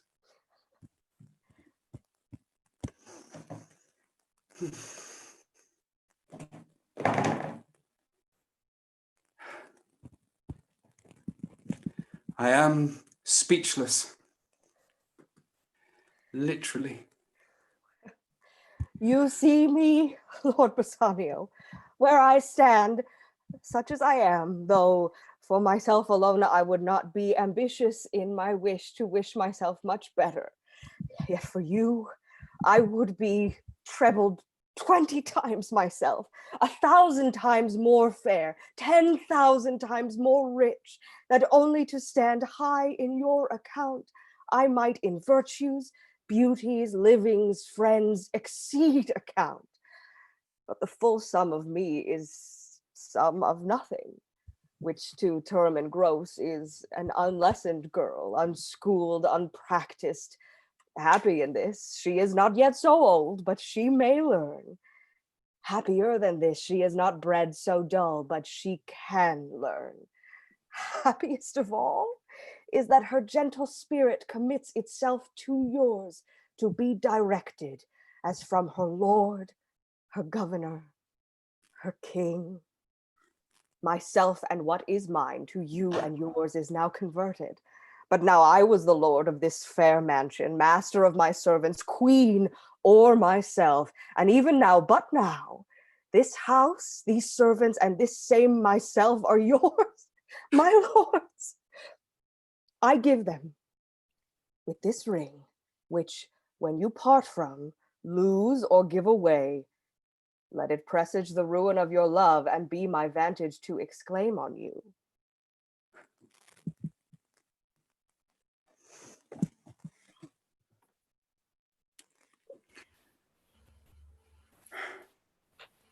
Madam, you have bereft me of all words.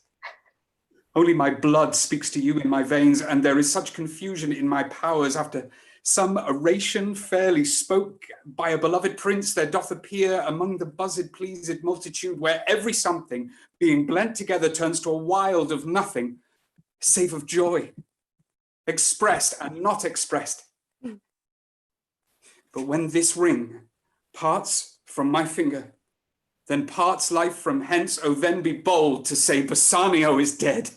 My lord and lady, it is now our time that have stood by and seen our wishes prosper, to cry good joy, my lord and lady. My lord Bassanio and my gentle lady, I wish you all the joy that you can wish, for I am sure you can wish none from me. And when your honours mean to solemnize the bargain of your faith, I do beseech you, even at that time, I may be married too. With all my heart, so thou canst get a wife? I thank your lordship. You have got me one.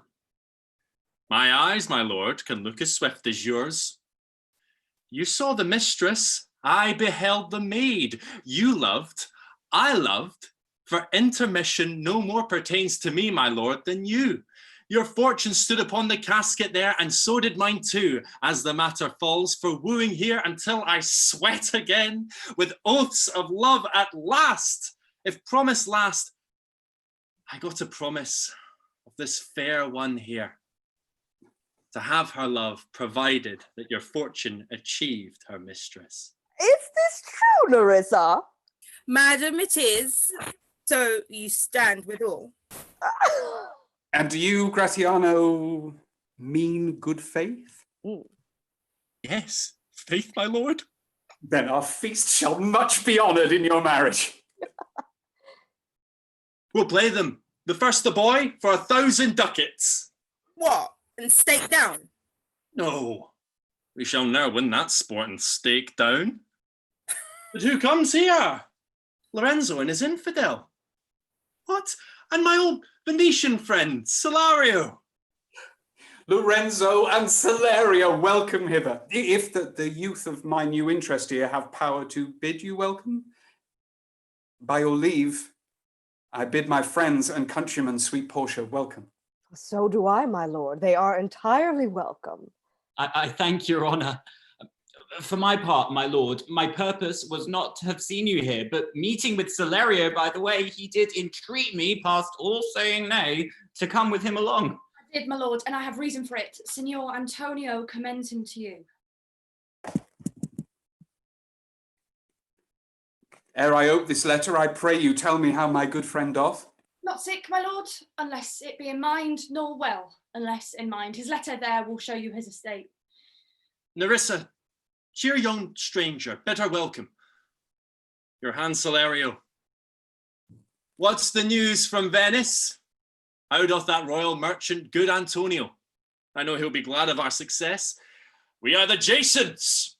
We have won the fleece. I would you had won the fleece that he hath lost. Well, there are some shrewd contents in yon same paper that steals the color from Bassanio's cheek. Some dear friend dead? Else nothing in the world could turn so much the constitution of any constant man. Worse and worse. With leave, Bassanio, I am half yourself, and I must freely have the half of anything that this same paper brings you.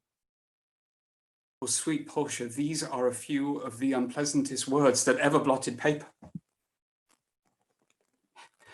Gentle lady, when I did first impart my love to you, I freely told you all the wealth I had ran in my veins. I was a gentleman, and then I told you true.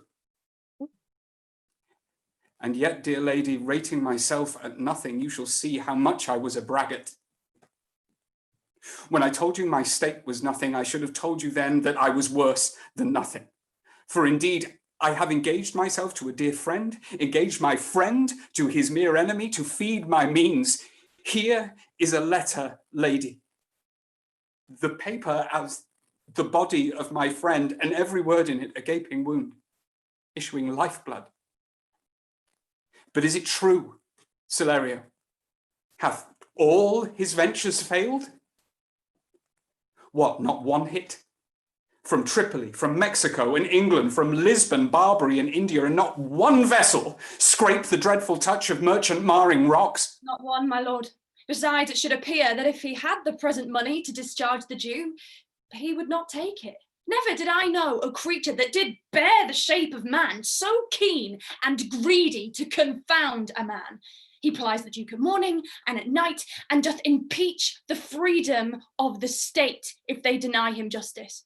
20 merchants, the Duke himself, and the magnificos of greatest port have all persuaded with him, but none can drive him from the envious plea of forfeiture of justice and his bond.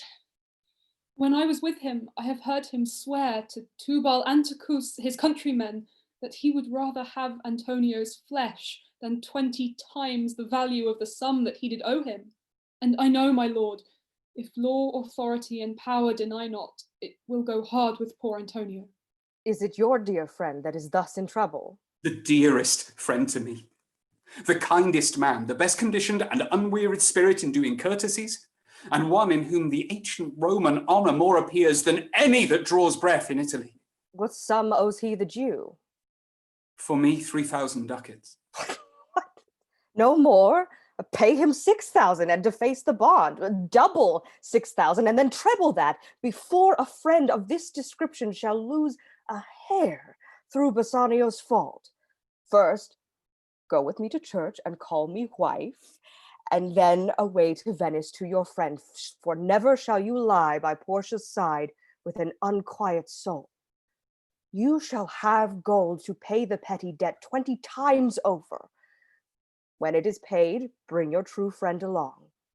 And my maid Nerissa and myself meantime will live as maids and widows. Come, away, for you shall hence upon your wedding day. Bid your friends welcome, show a merry cheer. Since you are dear bought, I will love you dear. But let me hear the letter of your friend.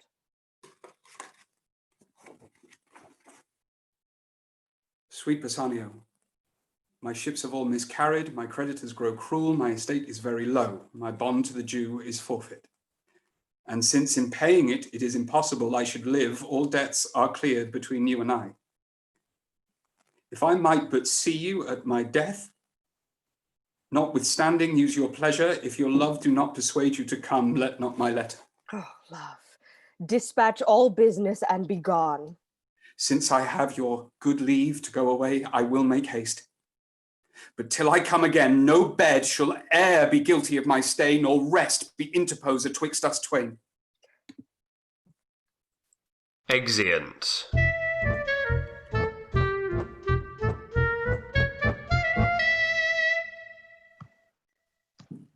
One and all, this is your 5-minute interval. You now have 5 minutes to refresh your drinks, refresh yourselves, and prepare for the second half. If you have any questions for myself, the production team, or our guest introducer, Djemal, please do let us know. Otherwise, please be ready to begin the second half at 9 p.m. That's in 5 minutes' time. Thank you so much. And thank you so much, all of you, for joining me here for the interval. So I'd love to just start with your first impressions of the first half, Djemal, if that's okay. Sure. I think that I love that it's leaning so heavily into the comedy, especially given what's about to come up in the second half, which I won't spoil in case anybody doesn't know, although I think I might have already spoiled that.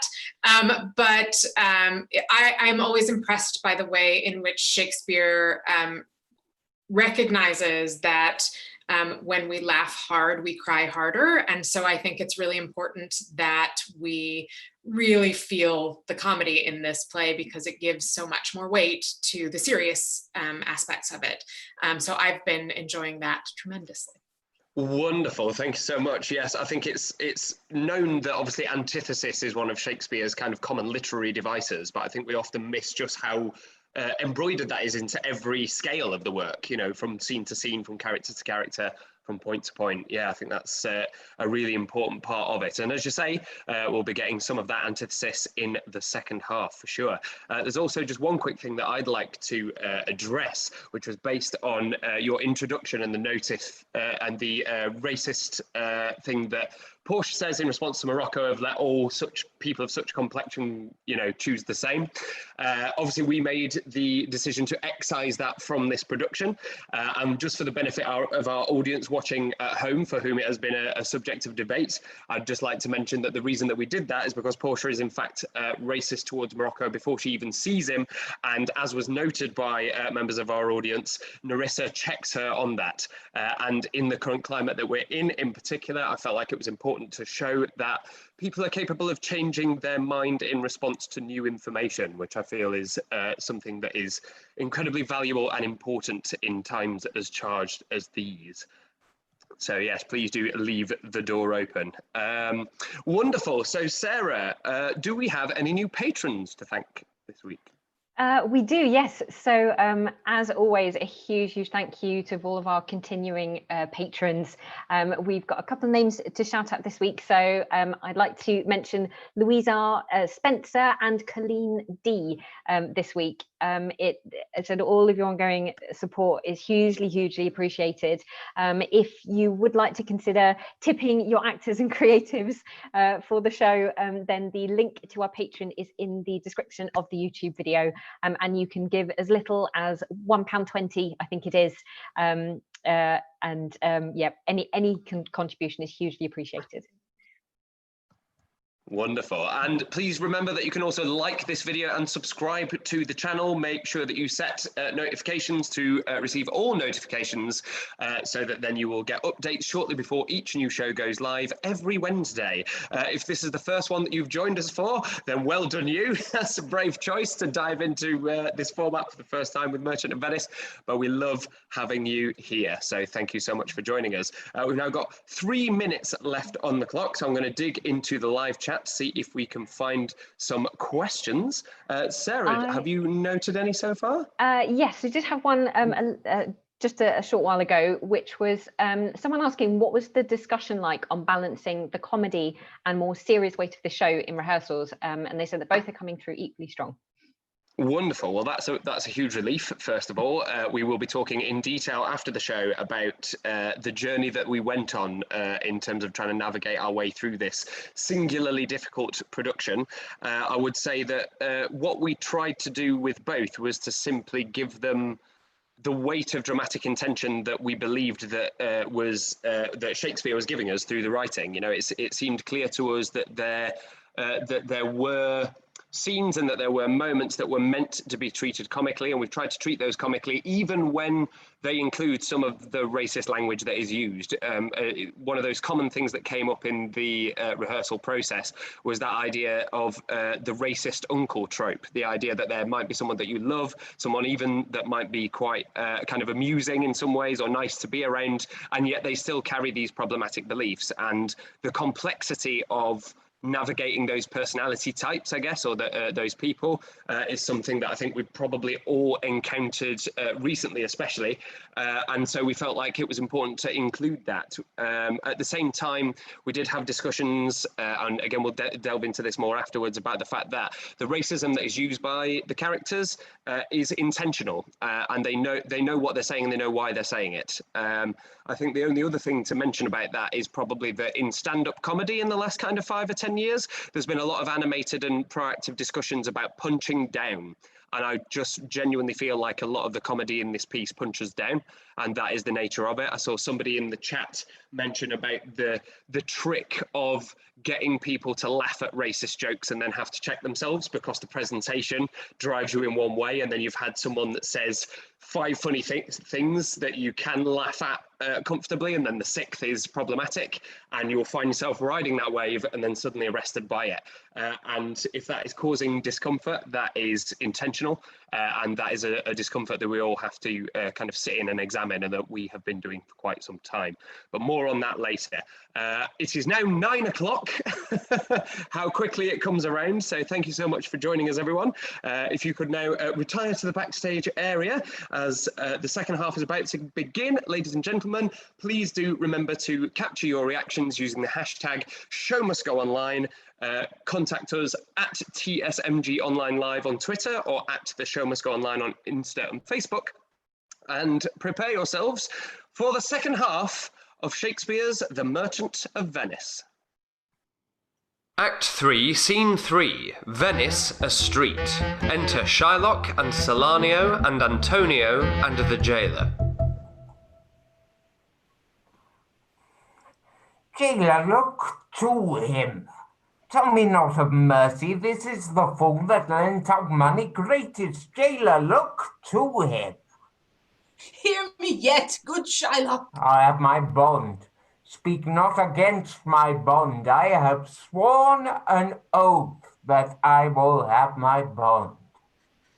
Thou calledst me dog before thou hadst a cause. But since I am a dog, beware my fangs. The joke shall do me justice.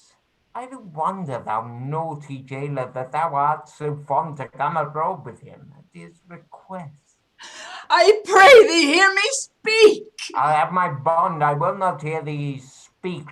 I'll have my bond, and therefore speak no more. I'll not be made a soft and delightful to shake the head, relent, and sigh, and yield to Christian intercessors. Follow not. I'll have no speaking. I will have my bond. It is the most impenetrable cur that ever kept with men. Let him alone. I'll follow him no more with bootless prayers. He seeks my life. His reason well I know. I oft delivered from his forfeitures many that have at times made moan to me. Therefore he hates me. I am sure the Duke will never grant this forfeiture to hold. The Duke cannot deny the course of law for the commodity that strangers have with us in Venice. If it be denied, will much impeace the justice of the state, since that the trade and profit of the city consisteth of all nations. Therefore, go. These griefs and losses have so baited me that I shall hardly spare a pound of flesh tomorrow to my bloody creditor. Well, jailer, on. Pray God, Bassanio come to see me pay his debt, and then I care not.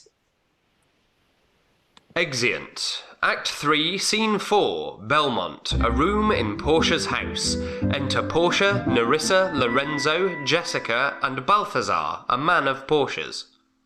Madam, although I speak it in your presence, you have a noble and true conceit, godlike amity, which appears most strongly in bearing thus the absence of your lord.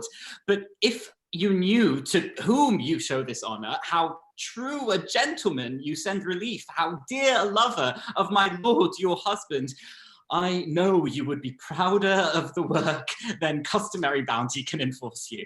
I never did repent for doing good, nor shall not now. For in comparisons that do converse and waste the time together, whose souls do bear an equal yoke of love, there must needs be a like proportion of lineaments, of manners, and of spirit, which makes me think that this Antonio, being the bosom lover of my lord, must needs be like my lord. If it be so, how little is the cost I have bestowed in purchasing the semblance of my soul from out of the state of hellish cruelty. This comes too near the praising of myself, therefore no more of it. Here are the things. Lorenzo, I commit into your hands the husbandry and manage of my house until my lord's return. And for mine own part, I have toward heaven breathed a secret vow to live in prayer and contemplation, only attended by Nerissa here, until her husband and my lord's return. There is a monastery 2 miles off, and there we will abide. I do desire you not to deny this imposition, the which my love and some necessity now lays upon you. Madam, with all my heart, I shall obey you in all fair commands.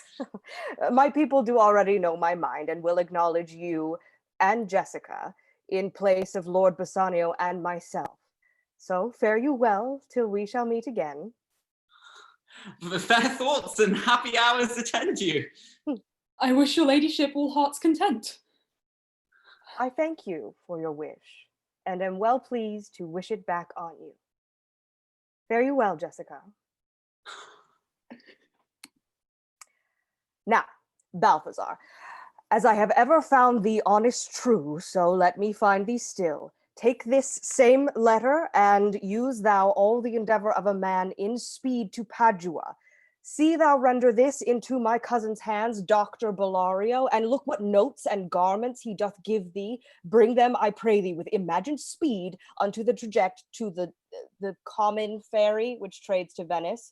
Waste no time in words, but get thee gone. I shall be there before thee. Madam, I go with all convenient speed. Come on, Nerissa.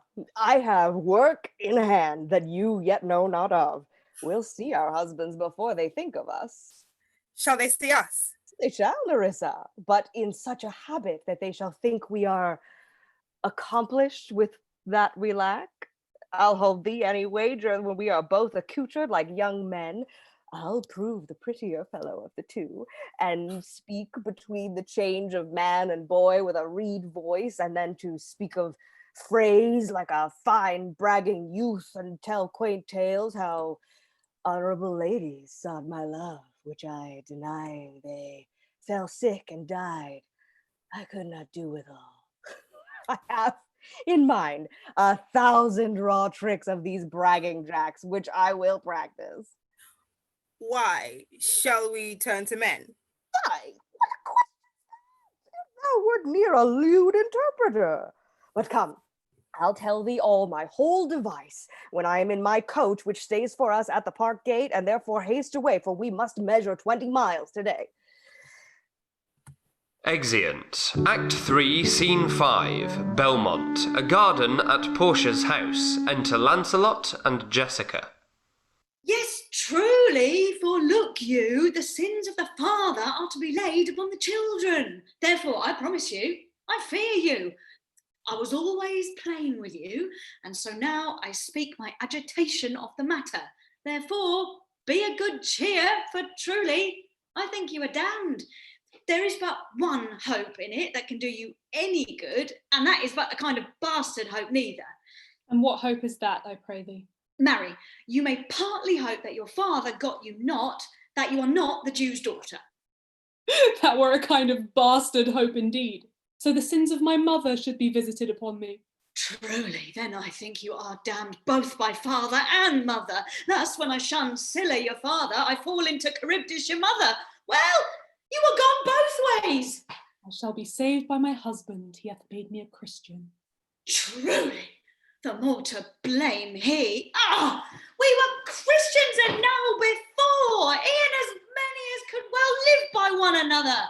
This making of Christians will raise the price of hogs. If we grow all to be pork eaters, we shall not shortly have a rusher on the coals for money. Oh. I'll tell my husband, Lancelot, what you say. Here he comes. I shall grow jealous of you shortly, Lancelot, if you thus get my wife into corners. Nay, you need not fear us, Lorenzo. Lancelot and I are out. He tells me flatly there's no mercy for me in heaven because I am a Jew's daughter. And he tells you, you are no good member of the Commonwealth, for in converting Jews to Christians, you raise the price of pork. Go in, sirrah. Bid them prepare for dinner. That is done, sir. They have all stomachs. Goodly lord, what a whip-snapper are you? Then bid them prepare dinner. That is done too, sir. Only cover is the word. Will you cover then, sir? No, sir, not. Neither. I know my duty. Yet more quarrelling with occasion. Wilt thou show the whole wealth of thy wit in an instant? I pray thee understand a plain man in his plain meaning. Go to thy fellows, bid them cover the table, serve in the meat, and we will come in to dinner. For the table, sir, it shall be served. For the meat, sir, it shall be covered. For your coming in to dinner, sir, why, let it be as humours and conceits shall govern. Oh dear discretion, how his words are suited. And now, good sweet, say thy opinion. How dost thou like the Lord Bassanio's wife? Past all expressing. It is very meet the Lord Bassanio live an upright life, for having such a blessing in his lady, he finds the joys of heaven here on earth, and if on earth he do not merit it, in reason he should never come to heaven. Why, if two gods should play some heavenly match, and on the wager lay two earthly women, and Portia one, there must be something else pawned with the other, for the poor rude world hath not her fellow. Even such a husband hast thou of me, as she is for a wife. Nay, but ask my opinion too of that. I will anon. First let us go to dinner. Nay, let me praise you while I have a stomach. No, pray thee, let it serve for table talk. Then howsoe'er thou speakst, among other things I shall digest it. Well, I'll set you forth. Exeunt. Act 4, Scene 1, Venice, a court of justice. Enter the Duke, Antonio, Bassanio, Salerio, and Gratiano with others. What? Is Antonio here? I ready, so please your grace. I'm sorry for thee.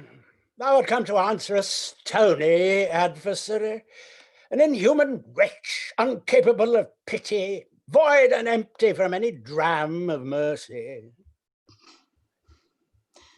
I have heard your grace hath ta'en great pains to qualify his rigorous course, but since he stands obdurate, and that no lawful means can carry me out of his envy's reach, I do oppose my patience to his fury, and am armed to suffer with the quietness of spirit the very tyranny and rage of his. Go on and call the Jew into the court.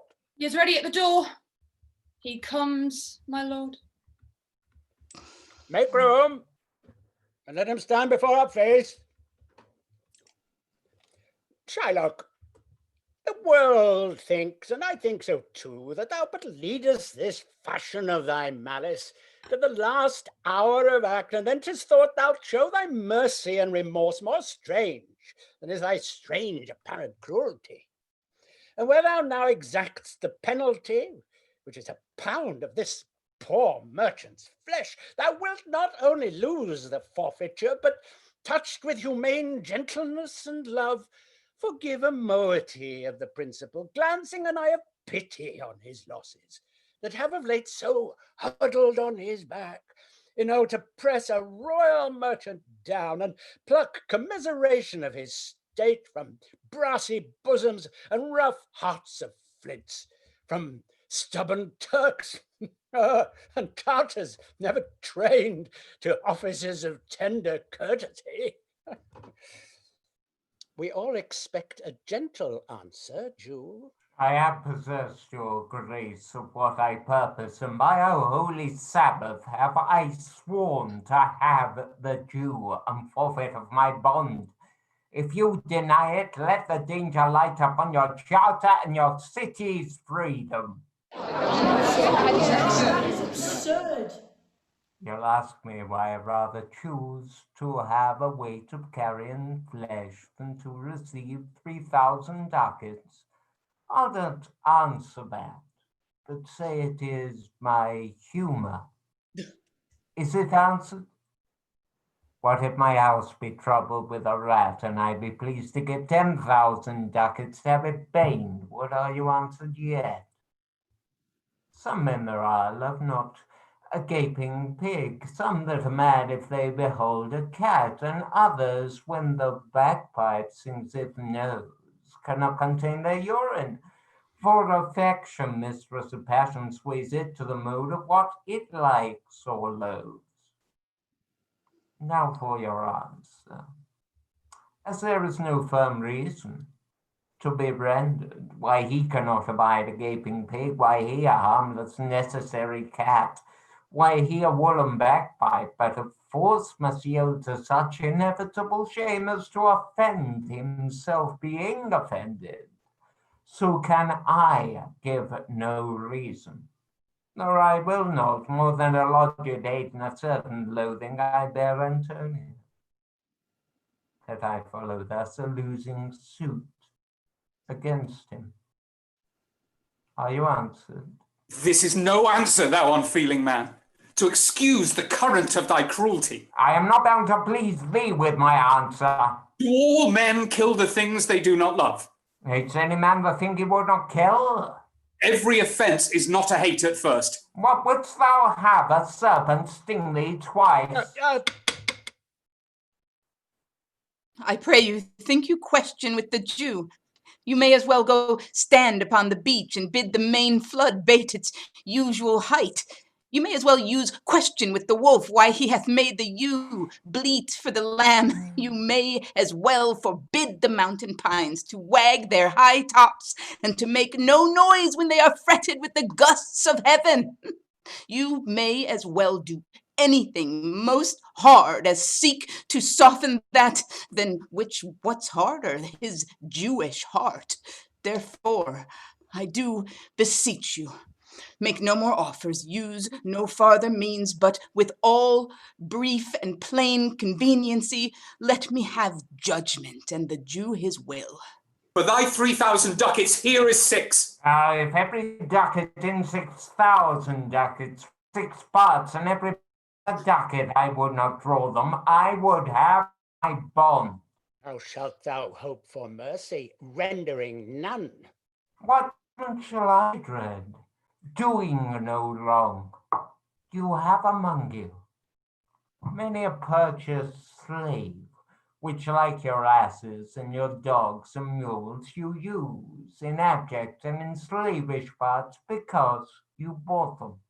Shall I say them be free? Marry them to your heirs. Why sweat they under burdens? Let their beds be made as soft as yours, and let their pallets seasoned with such viands.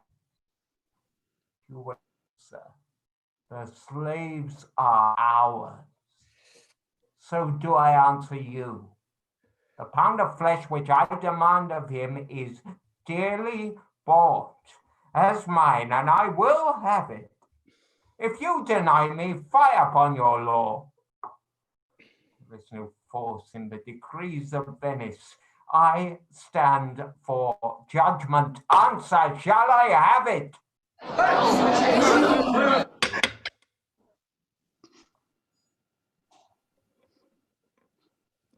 Upon my power I may dismiss this court, unless Bellario, a learned doctor whom I have sent for to determine this, come here today. My lord, here stays without a messenger with letters from the doctor, new come from Padua. Bring us the letters. Call the messenger. Good cheer, Antonio. What man, courage yet? The Jew shall have my flesh, blood, bones, and all, ere thou shalt loose for me one drop of blood. I am a tainted wether of the flock, meetest for death. The weakest kind of fruit drops earliest to the ground, and so let me. You cannot better be employed, Bassanio, than to live still and write mine epitaph.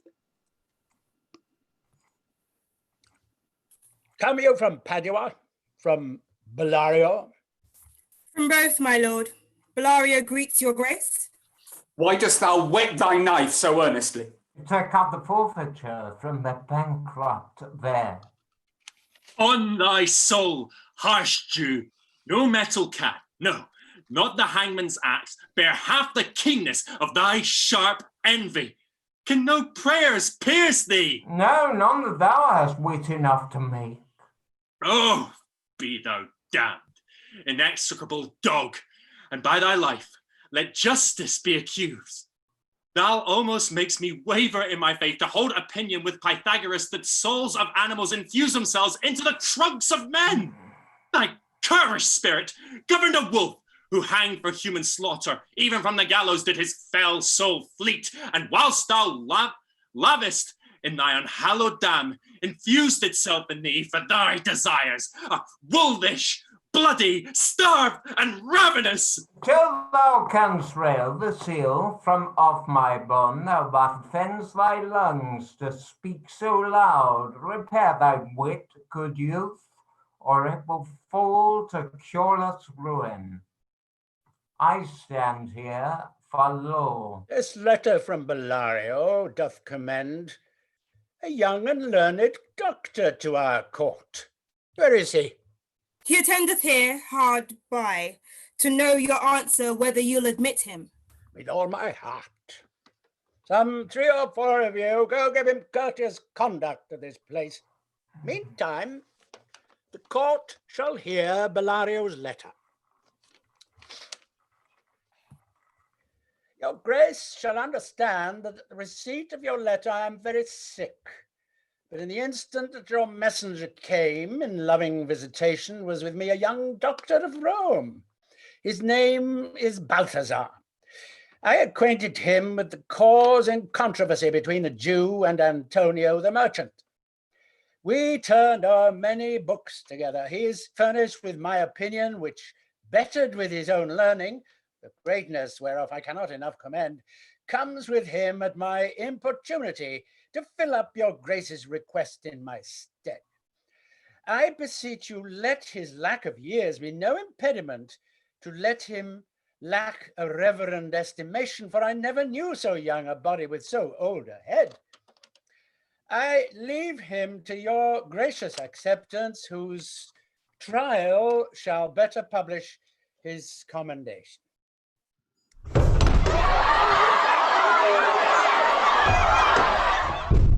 You hear the learned Bellario, what he writes? And here I take it is the doctor. Come, give me your hand. Come you from old Bellario? I did, my lord. You are welcome. Take your place. Are you acquainted with the difference that holds this present question in the court? I am informed thoroughly of the cause, which is the merchant here and which the Jew. Antonio and old Shylock, both stand forth. Is your name Shylock? Shylock is my name. Of a strange nature is the suit you follow, yet in such rule that the Venetian law cannot impugn you as you do proceed. You stand within his danger, do you not? Aye, so he says. Do you confess the bond? I do. Then must the Jew be merciful? And what compulsion must I? Tell me that. The quality of mercy is not straight. It droppeth as the gentle rain from heaven upon the place beneath.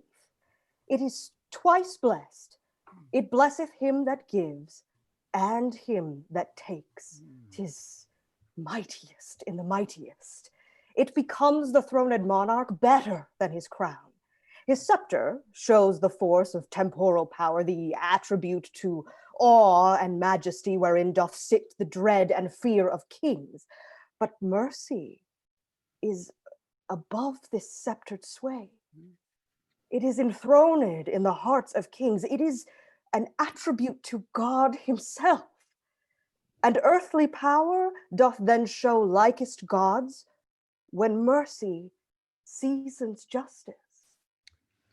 Therefore, Jew, though justice be thy plea, consider this, that in the course of justice, none of us should see salvation. We do pray for mercy, and that same prayer doth teach us all to render the deeds of mercy. I have spoke thus much to mitigate the justice of thy plea, which, if thou follow, This strict court of Venice must needs give sentence against the merchant there. My deeds upon my head, I crave the law, penalty and forfeit of my bond. Is he not able to discharge the money? Yes. Here, I tender it for him in the court. Yea, twice the sum. If that will not suffice, I will be bound to pay it 10 times over on forfeit of my hands, my head, my heart. If this will not suffice, it must appear that malice bears down truth. And I beseech you, rest once the law to your authority. To do a great right, do a little wrong, and curb this cruel devil of his will. No, it must not be. There is no power in Venice can alter a decree established. 'Twill be recorded for a precedent, and many an error by the same example will rush into the state. It cannot be. Daniel, come to judgment. Yea, Daniel, ace young judge. How I'd wanna be. I pray you, let me look upon the bond. Oh, it is, most reverend doctor, here it is. Shylock, there's thrice thy money offered thee. An oath. An oath. I have an oath in heaven. Shall I lay perjury upon my soul? No, not for Venice. Why, this bond is forfeit. And lawfully by this, the Jew may claim a pound of flesh to be by him cut off nearest the merchant's heart. Be merciful. Take thrice thy money. Bid me tear the bond. If he's paid according to tenure, it doth appear one a worthy judge who know the law or exposition hath been most sound. I charge you, by the law whereof you are a well-deserving pillar, proceed to judgment. By my soul I swear, there is no power in the tongue of man to alter me. I stay here on my bond. Most heartily I do beseech the court to give the judgment. Why then, thus it is. You must prepare your bosom for his knife. Oh, noble judge, oh, excellent young man. For the intent and purpose of the law hath full retaliation to the penalty which here appeareth due upon the bond. 'Tis very true, a wise and upright judge. How much more elder art thou than my look? Therefore lay bare your bosom. I his breast, so says the bond, doth it not, noble judge, nearest his heart. Those are the very words. It is so. Are there balance here to weigh the flesh? I'm ready. Have by some surgeon, Shylock, on your charge to stop his wounds, lest he do bleed to death. Is this so nominated in the bond? It is not so expressed, but what of that? 'Twere good you do so much for charity. I cannot find it. No, it's not in the bond. You, merchant, have you anything to say? But little. I am armed and well prepared. Give me your hand. Bassanio, fare you well. Grieve not that I am fallen to this for you, for herein fortune shows herself more kind than is her custom. It is still her use to let the wretched man outlive his wealth, to view with hollow eye and wrinkled brow an age of poverty, from which lingering penance of such misery doth she cut me off. Commend me to your honorable wife. Tell her the process of Antonio's end. Say how I loved you. Speak me fair in death. And when the tale is told, bid her be judge whether Bassanio had not once a love. Repent but you, that you shall lose your friend, and he repents not that he pays your debt. For if the Jew do cut but deep enough, I'll pay it instantly with all my heart. Antonio, I am married to a wife, which is dear to me as life itself. But life itself, my wife, and all the world are not with me esteemed above thy life. I would lose all. I sacrifice them all here to this devil to deliver you. Your wife would give you little thanks for that if she were by to hear you make the offer. I have a wife who I protest I love. I would she were in heaven so she could entreat some power to change this cursed Jew. Till well you offer it behind her back, the wish would make else an unquiet house. Please be the Christian husband.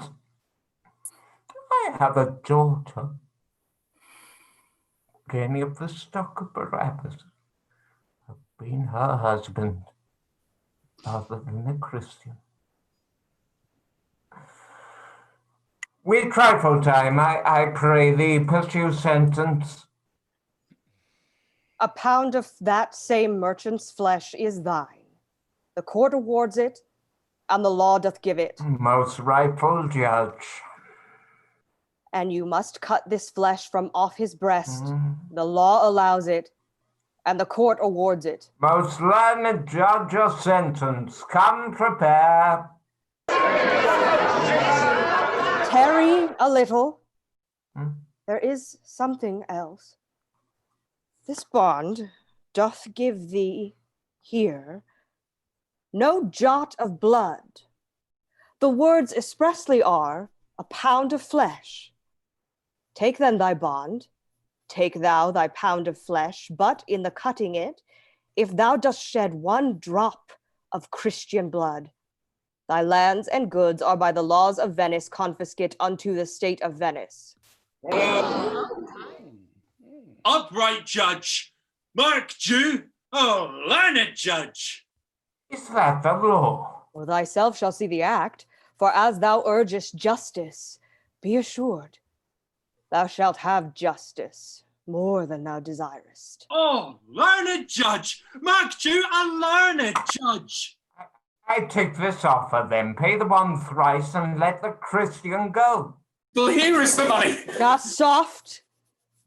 The Jew shall have all justice. Soft, no haste.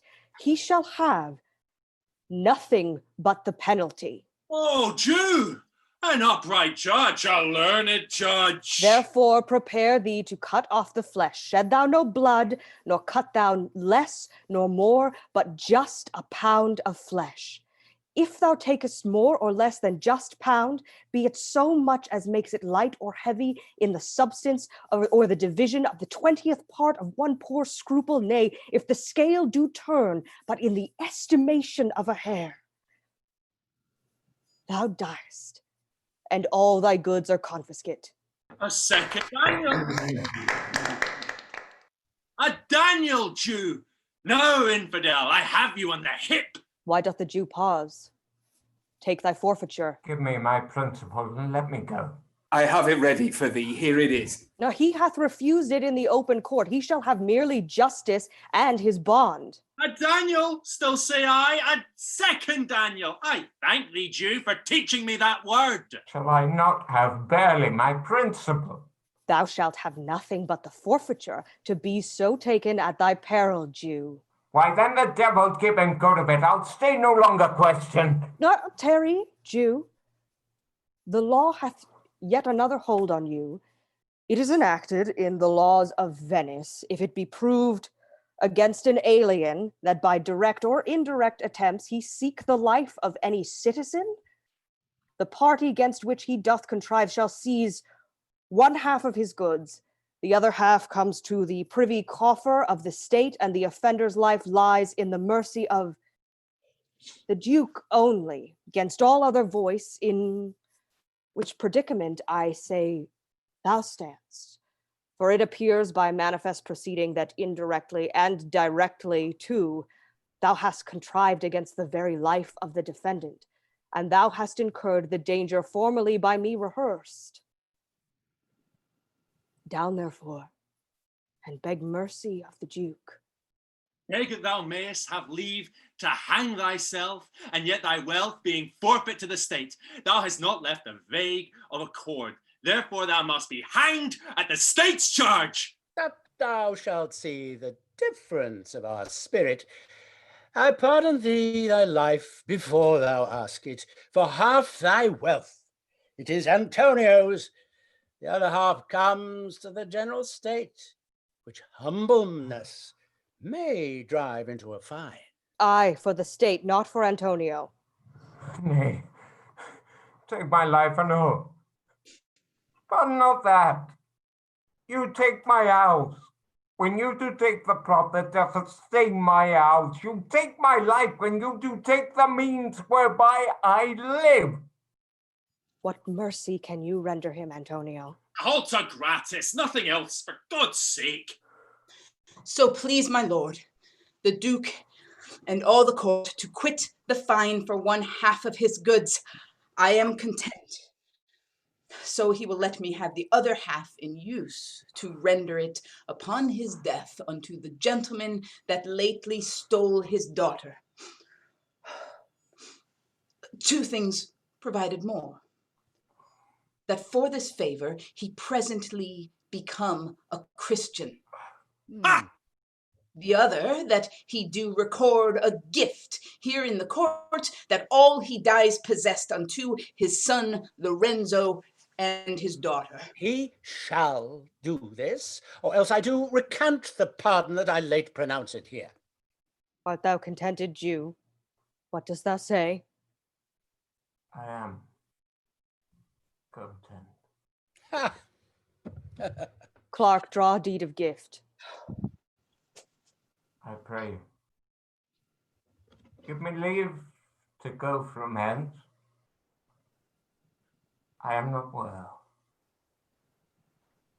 Send the deed after me. I will sign it.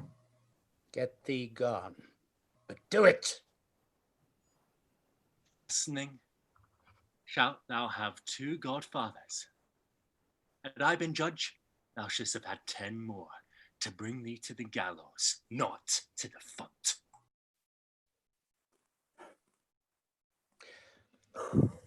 Sir, I entreat you home with me to dinner. I humbly do desire your grace of pardon. I must away this night toward Padua, and it is meet I presently set forth. I am sorry that your leisure serves you not. Antonio, gratify this gentleman, for in my mind you are much bound to him. Most worthy gentlemen, I and my friend have by your wisdom been this day acquitted of grievous penalties, in lieu whereof 3,000 ducats due unto the Jew we freely cope your courteous plans withal. And stand indebted over and above in love and service to you evermore. Ah, he is well paid, that is well satisfied, and I, delivering you, am satisfied, and therein do account myself well paid. My mind was never yet more mercenary. I pray you know me when we meet again. I wish you well. So I take my leave. Dear sir, of force I must attempt you further. Take some remembrance of us as tribute, not as a fee. Grant me 2 things, I pray you. Not to deny me, to pardon me. You press me far, and therefore I will yield. Give me your gloves. I'll wear them for your sake. And for your love, I'll take this ring from you. But do not draw back your hand. I'll take no more, and you in love shall not deny me this. This ring, sir, alas, it is a trifle. I will not shame myself to give you this. Well, I will have nothing less but only this, and now methinks I have a mind to it. There's more depends on this than the value. The dearest ring in Venice will I give you, and find it out by proclamation only for this. I pray you pardon me. Oh, I see, sir. You are liberal in offers. You taught me first to beg, and now methinks you teach me how a beggar should be answered. Good sir, this ring was given to me by my wife. And when she put it on, she made me promise that I would ne'er give it or lose it or take it away. Oh, that excuse serves many men to save their gifts. And if your wife be not a mad woman and know how well I have deserved this ring, she would not hold out enemy forever for giving it to me. Well, Peace be with you. My lord Bassanio, let him have the ring. Let his deservings and my love withal be valued against your wife's commandment. Go, Gratiano, run and overtake him. Give him the ring, and bring him, if thou canst, unto Antonio's house. Oh, away, make haste. Come, you and I will thither presently, and in the morning early we will both fly towards Belmont. Come, Antonio. Exeunt. Act 4, Scene 2, Venice, a street. Enter Portia and Nerissa, disguised as before. Inquire the Jew's house out. Give him this deed, and let him sign it. We'll away tonight, and be a day before our husband's home. This deed will be well welcome to Lorenzo. Sir, you are well retained. My lord Bassanio, upon more advice, have sent you here his ring, and doth entreat your company at dinner. That cannot be. His ring I do accept most thankfully, and so I pray you tell him. Furthermore, I pray you show my youth old SHYLOCK's house. That will I do. Sir, I would speak with you. I'll see if I can get my husband's ring, which I did make him swear to keep forever. Oh, thou mayest, I warrant. We shall have old swearing that they did give the rings away to men, but we'll outface them, and outswear them too. Away, make haste, thou knowest where I will tarry. Come, good sir, will you show me to this house? Exeunt. Act 5, Scene 1, Belmont, outside Portia's house. Enter Lorenzo and Jessica. Moon shines bright. In such a night as this, when the sweet wind did gently kiss the trees, and they did make no noise, in such a night Troilus, methinks, mounted the Trojan walls, and sighed his soul towards the Grecian tents, where Cressid lay that night. In such a night did Thisbe fearfully o'ertrip the dew, and saw the lion's shadow ere himself, and ran dismayed away. In such a night stood Dido with a willow in her hand upon the wild sea banks, and waft her love to come again to Carthage. In such a night Medea gathered the enchanted herbs that did renew old Aeson. In such a night did Jessica steal from the wealthy Jew, and with an unthrift love did run from Venice as far as Belmont. In such a night did young Lorenzo swear he loved her well, stealing her soul with many vows of faith, and ne'er a true one. In such a night did pretty Jessica, like a little shrew, slander her love, and he forgave it her. I would outnight you, did nobody come, but hark, I hear the footing of a man. Who comes so fast in silence of the night? A friend. A friend? What friend? Your name, I pray you, friend. Stefano is my name, and I bring word that Portia will before the break of day be here at Belmont. She doth stray about by holy crosses where she kneels and prays for happy wedlock hours. Who comes with her? None but a holy hermit and her maid. I pray you, is Bassanio yet returned? He is not, nor we have not heard from him. But go we in, I pray thee, Jessica, and ceremoniously let us prepare some welcome for the mistress of the house. Sola! Sola! Whoa! Sola! Sola! Who calls? Did you see Master Lorenzo? Sola! Sola! Keep following, man. Here. Where? Where? Here. Oh! Tell him there's a post come from my master with his horn full of good news. My master will be here ere morning. Sweet soul, let's in, and there expect their coming. And yet, no matter, why should we go in? My friend Stefano, signify, I pray you, within the house that Portia is at hand, and you bring your music forth into the air. How sweet the moonlight sleeps upon this bank.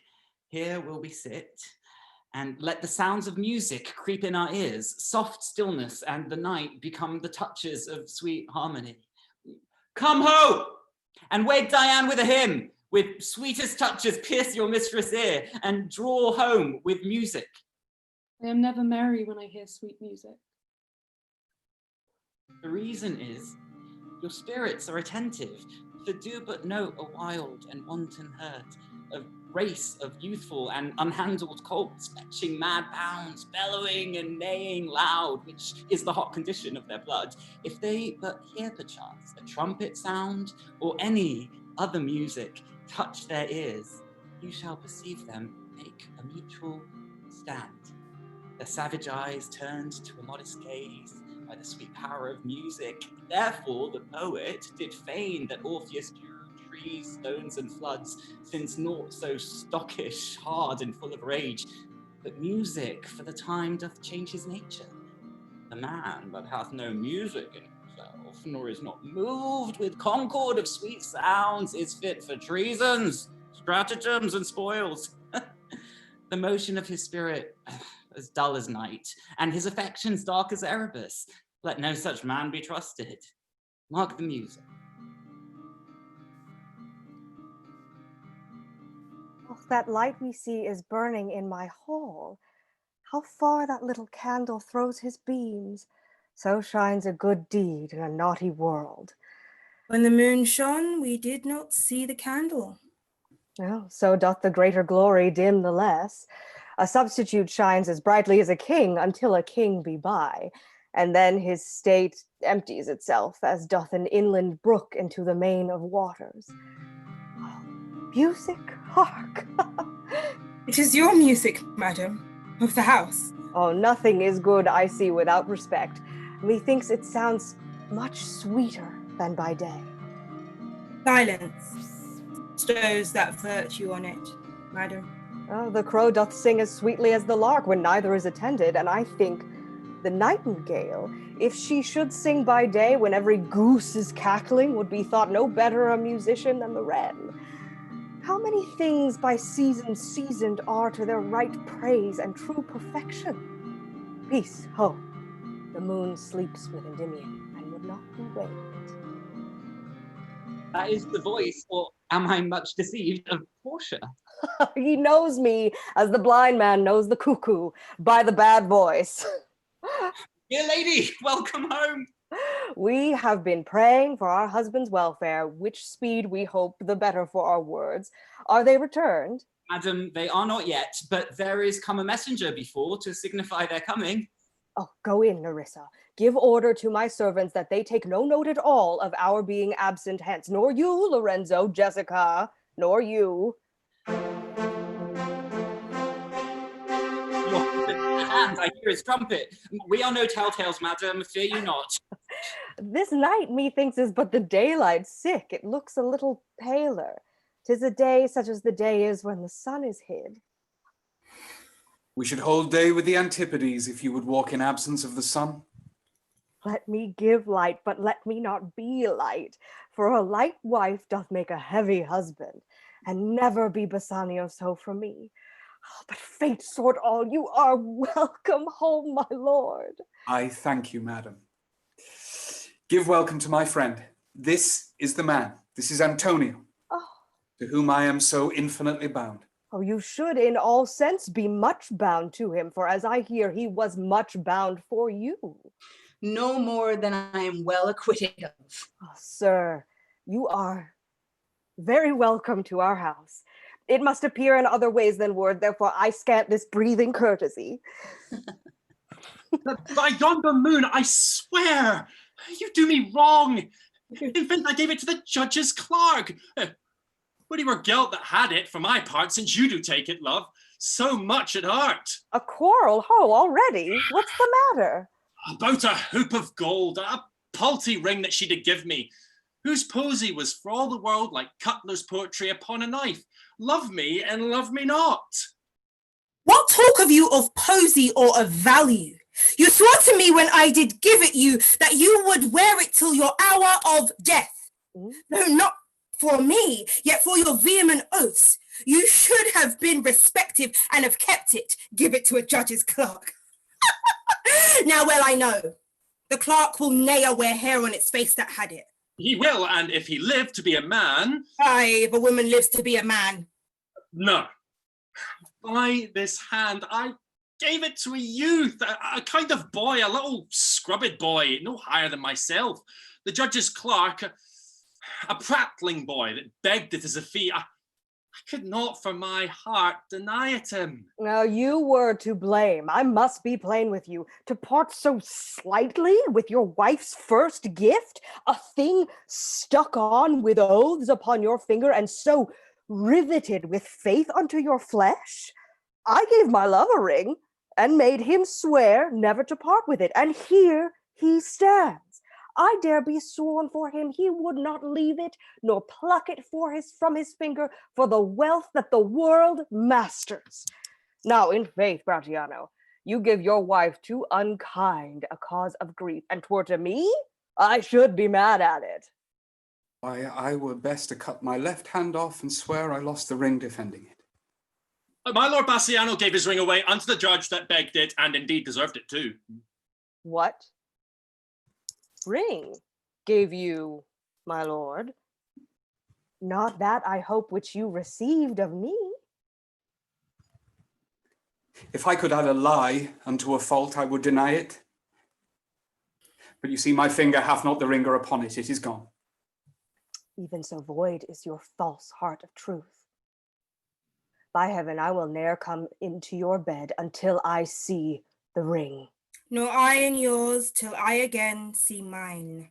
Sweet Portia, if you did know to whom I gave the ring, if you did know for whom I gave the ring, and would conceive for what I gave the ring, and how unwillingly I left the ring when naught would be accepted but the ring, you would abate the strength of your displeasure. If you had known the virtue of the ring, or half her worthiness that gave the ring, or your own honor to contain the ring, you would not then have parted with the ring.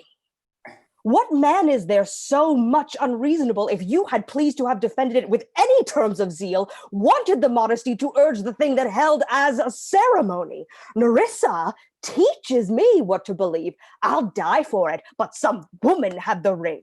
You know, by my honor, madam, by my soul, no woman had it, but a civil doctor, which did refuse 3,000 ducats of me and begged the ring, the which I did deny him and suffered him to go displeased away.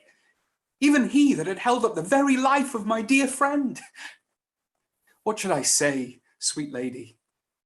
I was enforced to send it after him. I was beset with shame and courtesy. My honor would not let ingratitude so much besmear it.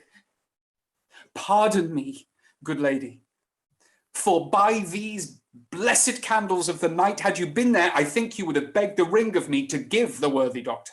Oh, let not that doctor e'er come near my house, since he hath got the jewel that I loved, and that which you did swear to keep for me. I will become as liberal as you. I'll not deny him anything I have. No, not my body, nor my husband's bed. Know him I shall, I am well sure of it. Lie not a night from home, watch me like Argus. If you do not, if I be left alone, now by mine honor, which is yet mine own, I'll have that doctor for my bedfellow. And I his clerk, therefore be well advised how you do leave me to mine own protection. Well, do you so? Let me not take him then, for if I do, I'll mar the young clerk's pen. I am the unhappy subject of these quarrels. Oh, sir, grieve not you. You are welcome, notwithstanding. Portia, forgive me this enforced wrong. And in the hearing of these many friends, I swear to thee, even by thine own fair eyes, wherein I see myself. Oh, mark you but that! In both my eyes he doubly sees himself, in each eye one. Swear by your double self, and there's an oath of credit. Nay, but hear me. Pardon this fault, and by my soul I swear I will never more break an oath with thee. I once did lend my body for his wealth, which, but for him that had your husband's ring, had quite miscarried. I dare be bound again, my soul upon the forfeit, that your lord will never more break faith advisedly. then you shall be his surety. Give him this, and bid him keep it better than the other. Here, Lord Bassanio, swear to keep this ring. By heaven, it is the same I gave the doctor. I had it of him. Pardon me, Bassanio, for by this ring the doctor lay with me. And pardon me, my gentle Gratiano, for the same scrubbed boy, the doctor's clerk, in lieu of last night did lie with me. Why, this is like the mending of highways in summer, where the ways are fair enough. What? Are we cuckolds, ere we have deserved it? Oh, speak not so grossly. You are all amazed. Here is a letter. Read it at your leisure. It comes from Padua, from Bellario. There you shall find that Portia was the doctor. Nerissa there, her clerk. Lorenzo here shall witness I set forth as soon as you, and even but now returned, I have not yet entered my house. Antonio, you are welcome. And I have better news in store for you than you expect. Unseal this letter soon. There you shall find 3 of your argosies are richly come to harbor suddenly. You shall not know by what strange accident I chanced on this letter. I am dumb. Were you the doctor, and I knew you not? Mm. Were you the clerk that is to make me cuckold? Aye, but the clerk that never means to do it, unless he live to be a man. Sweet doctor, you shall be my bedfellow. Mm. And when I am absent, then lie with my wife. Can't believe it, sweet lady. You have given me life and living, for here I read for certain that my ships are safely come to road. Oh, how now, Lorenzo? My clerk hath some good comforts too for you. Aye, and I'll give it to him without a fee. There do I give to you and Jessica from the rich Jew a special deed of gift. After his death, all he dies possessed of. Ladies, you drop manna in the way of starving people. It is almost morning, and yet I am sure you are not satisfied of these events at full. Let us go in and charge us thereupon interrogatories, and we will answer all things faithfully. Let it be so. The first interrogatory that my Nerissa shall be sworn on is whether till the next night she had rather stay or go to bed now, being 2 hours today. But were the day come, I should wish it dark till I were couching with the doctor's clerk. As well, while I live, I'll fear no other thing. So sore is keeping safe Nerissa's ring. Exeunt.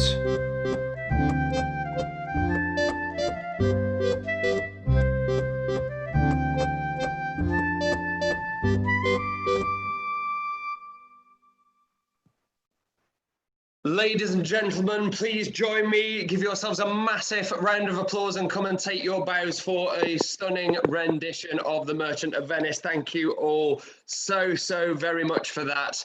That was absolutely extraordinary. So without further ado, I would love to introduce our audience to our wonderful cast and crew for this evening, starting as always with our extraordinary producer, Sarah Peachy.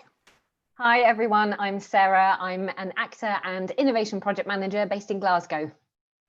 Stage manager and master of props, Emily Ingram. Hi, I'm Emily. I'm a director, writer and stage manager based in Edinburgh. On music and sound, Adam Woodhams.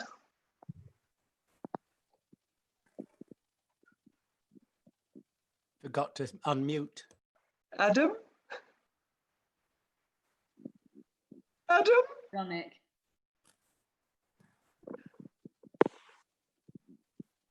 Oh, there he is. Hi, Adam. This is Adam Woodhams, everyone. Sorry, just ran to get my wine. Hard-earned, hard-earned. And thanks, of course, to Enrique Ortuño for movement direction.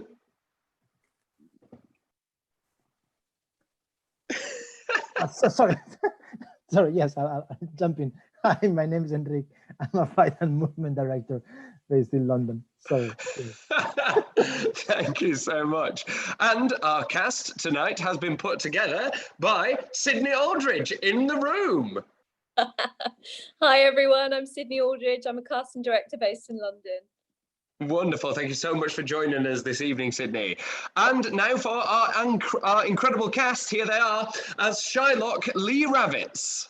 I am Lee Ravitz. I am an actor, writer, sometimes dramaturg. I'm based in Hertfordshire. Wonderful. As Portia, Tiffany Abercrombie. Hi, I'm Tiffany Abercrombie. I'm a New York City-based semi-retired actor. As Antonio, Meredith DiPaolo Stevens. Hi, I'm Meredith. I'm an actor, director, and an English teacher in Greensboro, North Carolina. Wonderful. As Bassanio, Mark Hammersley. Hi, I'm Mark Hammersley. I'm an actor based in London. As Gratiano, Clark Alexander. Hello, my name's Clark Alexander. I'm a Scottish actor based in London, and I play Gratiano. As Jessica, Sophie Max. Hi, I'm Sophie. I'm an actor and writer based in London. As Lorenzo, David Djemal. Hi, I'm David. I am an actor and writer originally from Jerusalem, now based in London. As NERISSA, Amelia Parillon. Hello, my name is Amelia. I am a London-based Caribbean creative, and I am an actor, writer, and director-producer. As LAUNCELOT, Hannah Ellis. Hi, my name's Hannah Ellis. Got the giggles. I'm an actor based in London. Wonderful, thank you. As Prince of Morocco, Alexis Danan. Hi, salam alaikum. I am a French actor based in London, trained in France and in London. I live in London, I love London, and I love The Show Must Go Online. As Prince of Morocco, not as Prince of Morocco, as Prince of Aragon, Aragon, Robbie Capaldi. Hi, I'm Robbie Capaldi. I'm an actor based in London. As Salerio, Ruth Page. My name is Ruth Page. I am an actor from the Midlands, currently based in Nottingham. As SOLANIO, Kate Donnachie. Hello, I'm an actor, singer and beatboxer, and I'm from South London. As the Duke of Venice, Bill Bingham.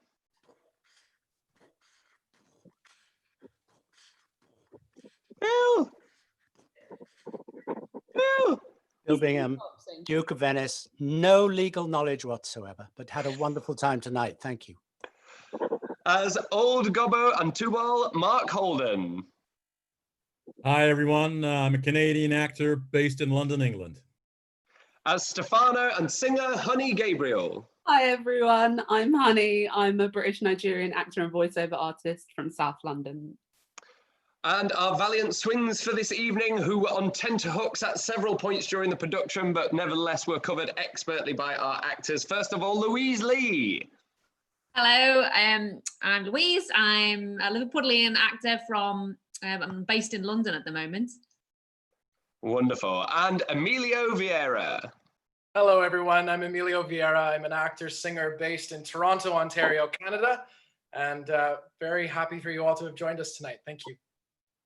Wonderful. Thank you all so much for that incredible performance. There is a lot to talk about. And before we get to that, I'd like to start the post-show discussion this evening with a statement sharing some of the context of our exploration before inviting members of the cast to share their perspectives, at which point we may open it up to questions from the audience. The original vision for tonight's presentation was based on following what I understood to be the dramatic intention of the play. And this has always been the approach for The Show Must Go Online. In this case, the only way to do that would have been by altering the dramatic execution. Together, we discovered, as we went through the process of trying to stage the play, that this would in fact tip us over into adaptation, which has never been the purpose of this project. In every other aspect of the play, I wanted to maximise the complexity of the issues that occurred on seemingly every page. But it felt to me that it was Shakespeare's dramatic intention that the audience was supposed to root for Portia throughout. And in some ways, she remains an extraordinary heroine. But in a modern, diverse, secular society without a single dominant religious body able to claim the objective right, it was impossible to chart a course that kept Portia outside of the play's many problems. Nevertheless, here's why I tried, and here's what happened. Belmont is not a real place. It is nowhere on the map. It doesn't exist. It's been created in the pastoral tradition. It's a remote location that is subject to different rules from outside of those of the court, in this case Venice, and has a different culture. Similarly, the passages in each of the chests are written in catalectic trochaic tetrameter, known also as the language of magic. It's used by the fairies in Midsummer and the witches in Macbeth. With a princess locked away to be saved by a prince who solves a riddle, it leans heavily on fairy tale tropes. This appealed to me because I've been deeply affected by escapism that offers hope for a better future. And I felt like right now we needed some of that. Look no further than the post-show discussion in Star Wars for more details.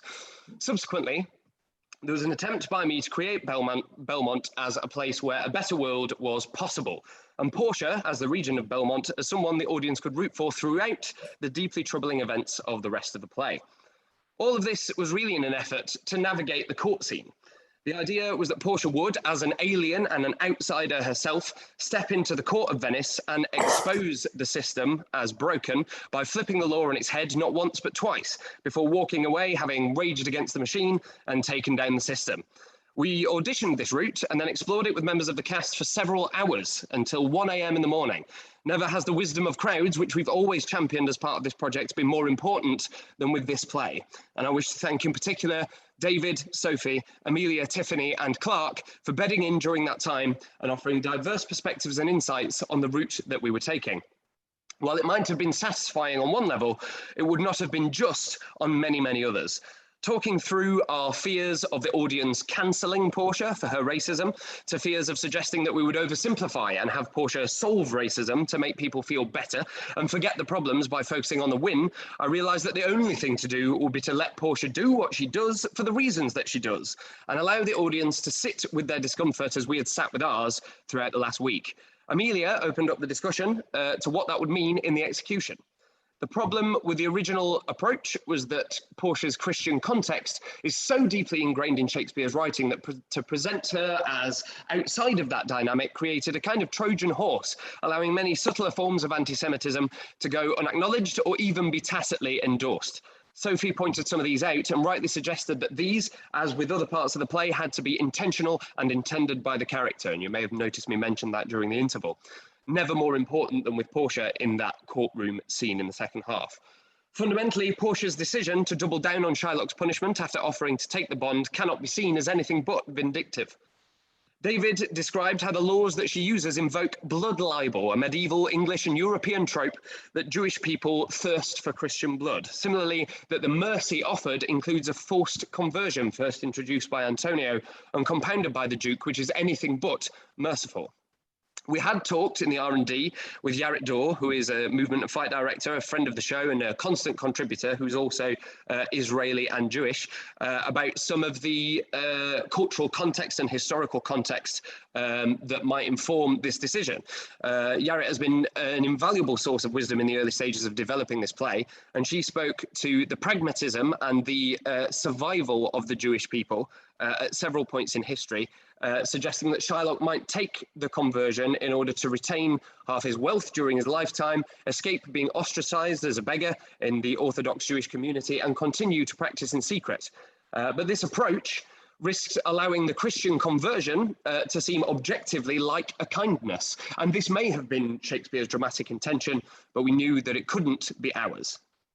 You may have noticed that some of Portia's initial Christian references in her first scenes remained cut, and this was, in a way, my autobiographical journey through the play. I consider myself a secular humanist, but I found myself trapped by the Christian conditioning of my upbringing and heritage, and these discussions brought to life the fact that by leaving that context behind, that isn't enough. You have to immerse yourself in other broader contexts as well. And my ignorance of some of Portia's Christian programming was in fact due to my own. I brought with me assumptions that led to missteps, and I've grown because of a cast that's been willing to engage with them every step of the way. This has been one of the richest, most extraordinary, most valuable explorations in this TSMGO process to date. And the discomfort and the pain that I felt, as I'm sure others have felt in the creation of this piece, has been, as Amelia put it when she spoke to us all about Black Lives Matter, growing pain, and growth is good. I'd like to thank every member of the cast tonight for their ability to stay open, vulnerable and explorative as we've developed this play, and for trusting me enough to share their thoughts and context as we developed our execution of it. I'd now like to open this out to broader discussion, including any corrections or clarifications from all those who have taken part, from our wonderful guest introducer, Djemal, and then after that, we may take some comments from our audience. Thank you so much.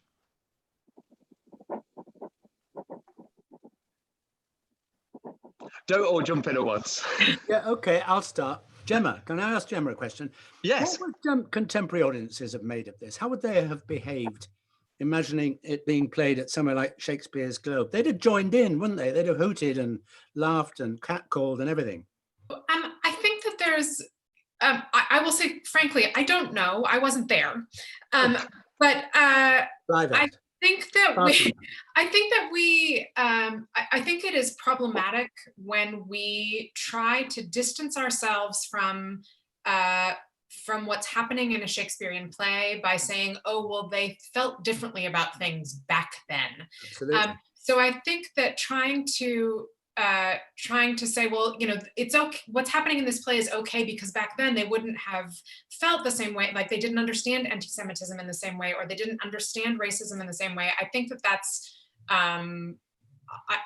denying what the play is. I do know, you know, we think it's likely that there were very few open, if any, open Jews in Shakespeare's England. And by open, I mean like not in the closet, right? But I do think that just in reaction to Rob's comment about the conversion, I think that we need to recognize that religious conversion was, as many of us know, incredibly common during this time period all over Europe because of what was going on with the church, and certainly in England, where they were sort of Catholic Protestant, Catholic Protestant, Catholic Protestant, and nobody knew from one Sunday to the next which one you were supposed to be professing. So the idea of being forced to convert and to deny your own heritage was very familiar. I also can tell you that this was not the first play written about a Jewish person during this time period. The Jew of Malta was incredibly popular and came right before, you know, appeared on stages before this one did. And that portrayal of a Jewish man was much more stereotyped and much less sympathetic or empathetic maybe than Shylock. So that's what I can say about those two things. I hope that at least partially answered your question. Sure, thanks. But there's no question, and this is the great joy of working on Shakespeare. He has such a profound understanding of human nature and a way of offering layers of suggesting layers of appeal. I mean, Shylock isn't quite the villain that I can imagine him being portrayed and taken for with the audiences of the time. They would have booed him, surely. They would have called out to him. But he has qualities that are admirable. And I would have loved to have been there to see it originally. I agree. But I think that in the same way, and I mentioned this in my introduction, I think that there are also things that the other characters do that are that would also have appalled an audience, both in in Shakespeare's time period and in ours. Sure. And I think that that's part of what's written into the play. So, but yes, I mean, Shylock does some really terrifyingly awful things, right? But he's a father. He's a good father, and he's, you know, I'm not. What? I want to throw it over to Sophie at this point. Lee, you know, I fell in love with you, Lee. I got, you know, it's. Yeah, I'm not being. I'm the best. What? I'm trying my best. You Yeah. gave him a quality that I could warm to. Shall we put it that way? Sophie. I think Bill, you just reminded me of something that I brought up. I mean, Rob mentioned it, but that I brought up when we were having conversations about it, and just kind of agreeing with Djemal in that what you said, Bill, about Sherlock being booed at the time. I think there's plenty of people in the world who would probably boo him now. Of course. And there's plenty of language in the play that I kind of brought up that was very commonly used now, as kind of in derogatory, like anti-Semitic terms. There are kind of parallels that are still recognizable, and that I'm sure a lot of Jews who are either watching or who are, you know, maybe part of the cast have experienced. And so that's what I kind of brought up in the chat that we had, and wanting to make sure that those didn't fly under the radar, and that they were, because I think it's so normalized a lot of the time, and kind of not, anti-Semitism isn't always recognized or kind of called out very often. So I just wanted to make sure that those were very clear to an audience, because a lot of audience members who maybe haven't experienced that would not have maybe noticed those, or those kind of feelings that they may be. I want to commend both yourself, Sophie, and Amelia as well, for doing so much with parts that don't have lines to express those responses and those journeys through those kind of difficult moments. And I thought you both did a fantastic job of allowing the audience to feel empathy with what the real impact of those things was when they happened. And I think that was a differentiator for me in this than other versions that I've seen. Tiffany, sorry, you had a point. Yes, it's just jumping off of what Djemal said, and also what Sophie said. Conversely, Portia is meant to be, as far as the style of this play, the heroine of the play, but there are so many instances in which she says racist things, she's anti-Semitic, she's cruel in her descriptions of other people. And so, you know, as you know, because we had this conversation together, you know, it was important for me as a Black woman living in this time period that we illustrate that sometimes people who are good, or people who have good intentions, do awful things, and they are capable of that. And it's uncomfortable, I think, to sit with that right now. And there's an awakening happening. But it was important for me to have that she is not exempt. She is not a paragon. She is not any of these things. She's a fully well-rounded human being, and fully realized human beings have prejudice and make mistakes and can be cruel. So I totally agree with you, Tiffany. And I think that one of the interesting things coming from a contemporary perspective to this play is that Shakespeare really gives us the continuum of prejudice, right? Like, we get everything from microaggressions to outright like violence. And it's really interesting to see that as a parallel between what's going on in our society and what Shakespeare was apparently recognizing in his, right? That he really does say that, you know, we see that this is not as bad as this, but they are both still bad, right? They are on the same spectrum, and this can lead to this. And I think that that's kind of fascinating. Absolutely. It's something I described it in photographic terms to the cast of dynamic range, and the idea of how many stops there are, or how many layers there are between complete blackout and complete kind of whiteout, if you like. And the fact that this play feels like it has the broadest dynamic range, almost certainly of any of the ones that we've covered so far, in terms of how light the light parts of it are, and how dark the dark parts of it are, and how complex everything in between that is. I think it's a real spider web. And I want to now throw it over to Sydney, because obviously the conversations that we've had as part of the production, and the perspectives that we've had feeding into the production wouldn't have been there if it wasn't for Sydney's work in putting the cast together. So I just want to acknowledge that first of all, and then also ask you, Sydney, just to maybe talk about your process and thought process in terms of putting the cast together. Yeah, absolutely. I just also want to add on to the conversation that was happening before. Many moons ago, when I was an actor, I was lucky enough to be part of the company playing the Merchant of Venice at Shakespeare's Globe.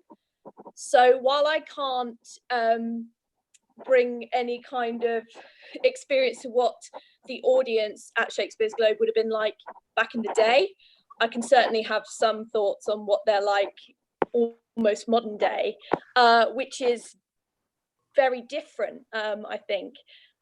I found it absolutely fascinating how the audience at the start of the show was completely with Gratiano and laughing at all his jokes and loving Gratiano. And then by the time we get to the court scene, they absolutely didn't.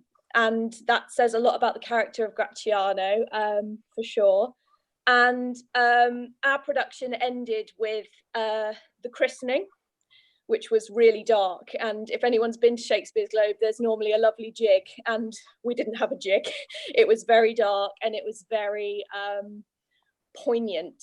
And the audience definitely had a feeling of, oh, when they left, because, you know, while they maybe weren't enjoying Shylock or weren't with Shylock throughout the whole play, they certainly were by the end, because wow, I mean, so yeah, that's just a few comments on that. In terms of how we approached casting this week, I think, Rob, you've described it a few times as like a Rubik's Cube or a jigsaw puzzle, and it is exactly that. It really is that. However, I felt that this week was even more so. Whereas normally I'm just really on it with trying to find the correct person for the roles. This time I was looking to try and find the right person for the roles. And what I mean by that, that probably sounds really confusing. What I mean by that is, let's take a role like Oberon, for example. I've seen Oberon played by a woman. I've seen it played by a man. I've seen it played by a trans person. I've seen it played by any race, all races. And it's because a role like Oberon in Midsummer Night's Dream is written that way. It could be played by anyone. However, this week with Merchant of Venice, I felt it was really important and vital that we got the right person in the roles. So it was really important to me and Rob to have a Jewish person play Shylock, to have a Jewish person play Jessica. And I was so proud this week that we had 3 Jewish actors involved, 4 including Yaret in the creative team. So I was so proud of that. I was also really proud of the fact that Alexis, who is playing the Prince of Morocco, has Moroccan heritage, you know? Like, this play, more than any other that we've done so far, it was vital that we had the correct Rubik's Cube and the correct jigsaw puzzle.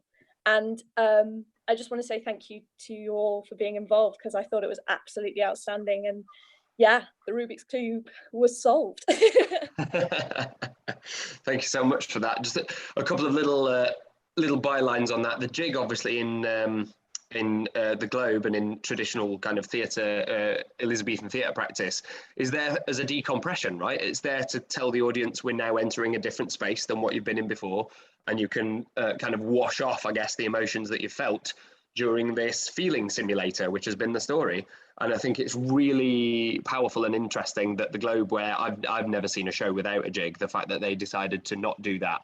And again, it all is driving towards that point of sit in your discomfort, isn't it? And that is the big lesson for me, the singular takeaway from all of this experience is to lean into that and to sit in it and let it affect you, because it's supposed to. And then on the other point that you made about having people of appropriate heritage playing appropriate roles, unfortunately, Enrico Tugno turned down the role of Prince of Aragon, and so we had to get in Robbie as an understudy But I'm given to understand that Enrique gave you some vocal coaching, Robbie. So much vocal coaching.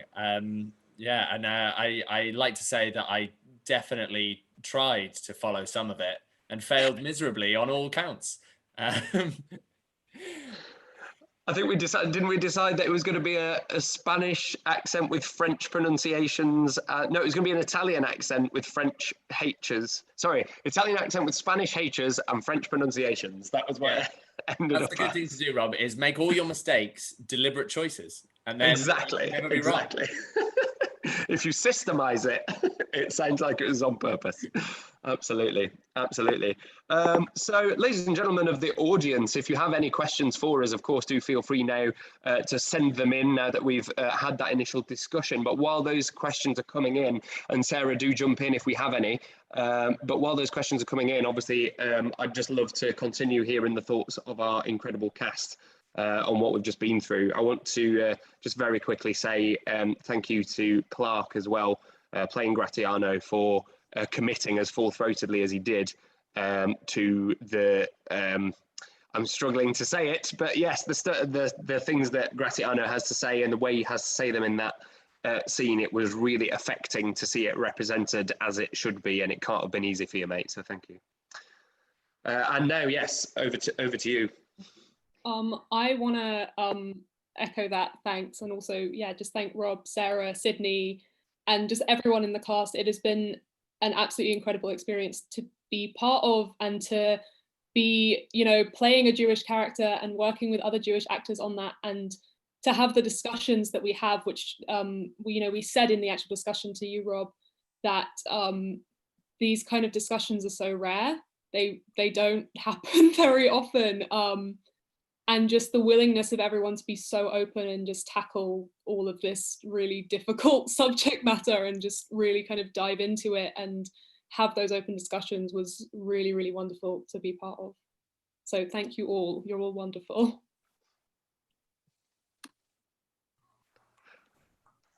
Sarah, any questions from the gallery?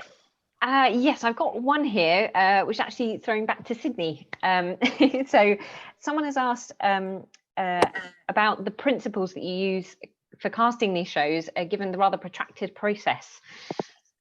Yeah, I think let's take Merchant of Venice like to one side for 1 second. But I think to approach any of them is to have an open mind. We've done a female Richard II. Thank you very much, Louise. We did a female King John. And I think those decisions are not made going into it going, I want a female Richard II. I don't think me and Rob have ever really had that conversation of sort of boxing things before we get these submissions through. It's more a case of me just going through and, as I said before, finding the correct actor for the job. And yeah, and that is a process, a lengthy process of just going through every single submission, going through every single CV and every single show reel sometimes. And yeah, finding where the jigsaw puzzle fits together. Yeah, I hope that answers the question. It's about having an open mind, I think, and just finding ways to put it all together that maybe we've not seen before, or that we know could work, you know? Absolutely, absolutely. And I think you do incredible work to contextualize that for the audience. The minimum number of submissions we generally receive is around 170, and the maximum that we've received, I think, is somewhere around 400. So when Sydney's talked about watching every show reel is 2-3 minutes long. And we are casting this in a day, so there is graft involved. I think that's probably the word that I would use to summarize is that there is real graft put in week after week after week, and it's extraordinary. So thank you, mate. Yeah, graft and just copious amounts of tea. Awesome playlist. Absolutely, yes, an incredible playlist. Check out Sydney's Twitter for the Shakespeare casting playlist. It's always a revelation. I love it. I think we had Prince this week, didn't we? All That Glitters. Yes, we did have Prince. Prince, who's one of my favourite artists of all time. We had Prince Gold this week. The Prince of, I think it's the Prince of Morocco's line, "All that glisters is not gold." And Prince's line in his song is, "All that glitters ain't gold." So it was a natural fit this week. Bang, straight in there. Prince knew what he was talking about. Sarah, any more questions from the gallery? Yes, I've got a couple. So there's one here which isn't quite so much of a question, but it was nevertheless asked. It was, Lee, where have you been all my life?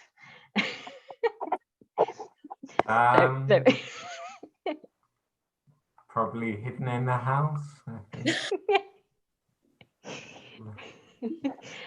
Safely in lockdown. It's all right. Yeah. You can give me the address. Yeah. I think actually at this point it might be a good point to invite everybody to turn your microphones on, and we'll have a big, loud, messy, horrible round of applause for Lee and his portrayal of Shylock, I think. I was very glad to do it because, as I say, I'm not sure anyone will let me do it in any other capacity.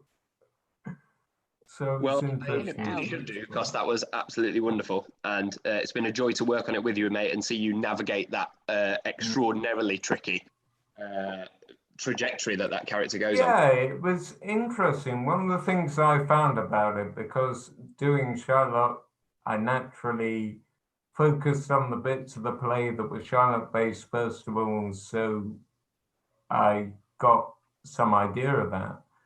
And then I read the rest of the play, and the rest of the play, for the most part, is like a Shakespeare comedy. So it's almost like, yeah. I mean, even in the complete works I've got, it's called something like The Comical History of the Merchant of Venice or whatever. Yeah. So yeah. it was clearly intended as a comedy. Yeah, and I think there's an alternate title as well that was used on some prints, which was The Jew of Venice, which was deliberately, I think, trading off The Jew of Malta and kind of competing with it. Yeah. The Jew of Malta is referenced actually in the play, because at a certain point Shylock says none of Barabbas. And Barabbas the Jew of Malta. So Shakespeare was, intertextualized. Yeah, he knew what he was doing. Although the merchant is Antonio, right? Yeah, I think the merchant is meant to be Antonio, I believe. Yeah. I love it, Gemma, effusively nodding in wide shot, holding up a book. Sorry, I was listening to this. I don't know if anybody can see it, but this is the title page from the first quarto, and it's the most excellent history of the Merchant of Venice, with the extreme cruelty of Shylock the Jew towards the said merchant, notably Antonio, not Shylock, in cutting a just pound of his flesh, and the obtaining of Portia by the choice of three chests. Brilliant. It's like a trailer. I think probably at the time Shylock would not have been allowed to have been a merchant, because the reason he was doing usury was because there were no jobs that were allowed for Jews in Venice, because most of them required guilds, and in order to be part of a guild you'd have to make a Christian oath. So on the subject of oaths and merchants. Well, Yeah, it was interesting because I was reading in this very archaic book of Jewish stories, so I have no idea whether it was accurate. It was some book published in about the 1950s, so I'm not sure if it's accurate, but it claimed that the folktale it was telling there was the thing that Shakespeare based it upon. And what's interesting is in the folktale, it's Antonio who claims the pound of flesh. It's not Shylock. It's Ravitz. So I don't know if that's accurate, if that was a later interpolation by Jews that pretended. All things are possible, for sure. It was reversed. I don't know. It was interesting. We were talking as well, weren't we, David, about the idea of the sin upon your head, the idea that in order for Venetian society to function, they needed money lending and usury. But because it was considered a sin in Christianity, it was like, well, you do it, and therefore you will go to hell. And it's just another kind of form of oppression, really kind of making people do the work that you yourself aren't willing to do. And then doing it. What was that, sorry? and then blaming them for doing it. So you're giving them the work and then you're blaming them for doing that work. Yeah. So it's very much systematic oppression that we see to this day, that you make certain people, you put certain people in a box, and then you use that box to prove your misconceptions about them. Yeah. I think what's interesting about it is that the society couldn't function if it didn't have that fluidity of exchange in it, though. So it's a necessary function. It's just Christians didn't want to dirty their hands with it, I guess. Well, I mean, that kind of cognitive dissonance has followed us throughout history, hasn't it, with all forms of oppression and exploitation? Absolutely. Sarah, any more questions? Yes, so I've got a couple more. I've got one for Honey. Someone said you have a fabulous voice. Is there anywhere else we can hear more of your singing? Oh, thank you. Not as of yet. I'm always singing in my bedroom, as I've done tonight. But who knows? We'll see what happens. Thank you. Awesome. Stay tuned. Follow Honey on Twitter. And so I've got another question here, which is for everyone. But did anyone have any discoveries about the form doing it a second time? Anything new from the experience? Yes. I have a slightly better webcam.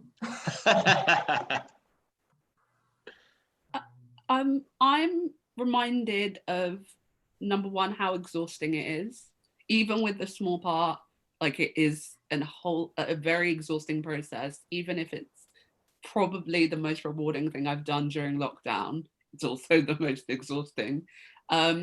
But also kind of how safe the space is to work, as we've all been discussing about, like the conversations we've had about the play, outside of things about the play, and how safe we found the space, working with each other, talking with each other, learning about each other, understanding each other. So yeah, it was just kind of really nice to find that again and find that safety in our family bubble.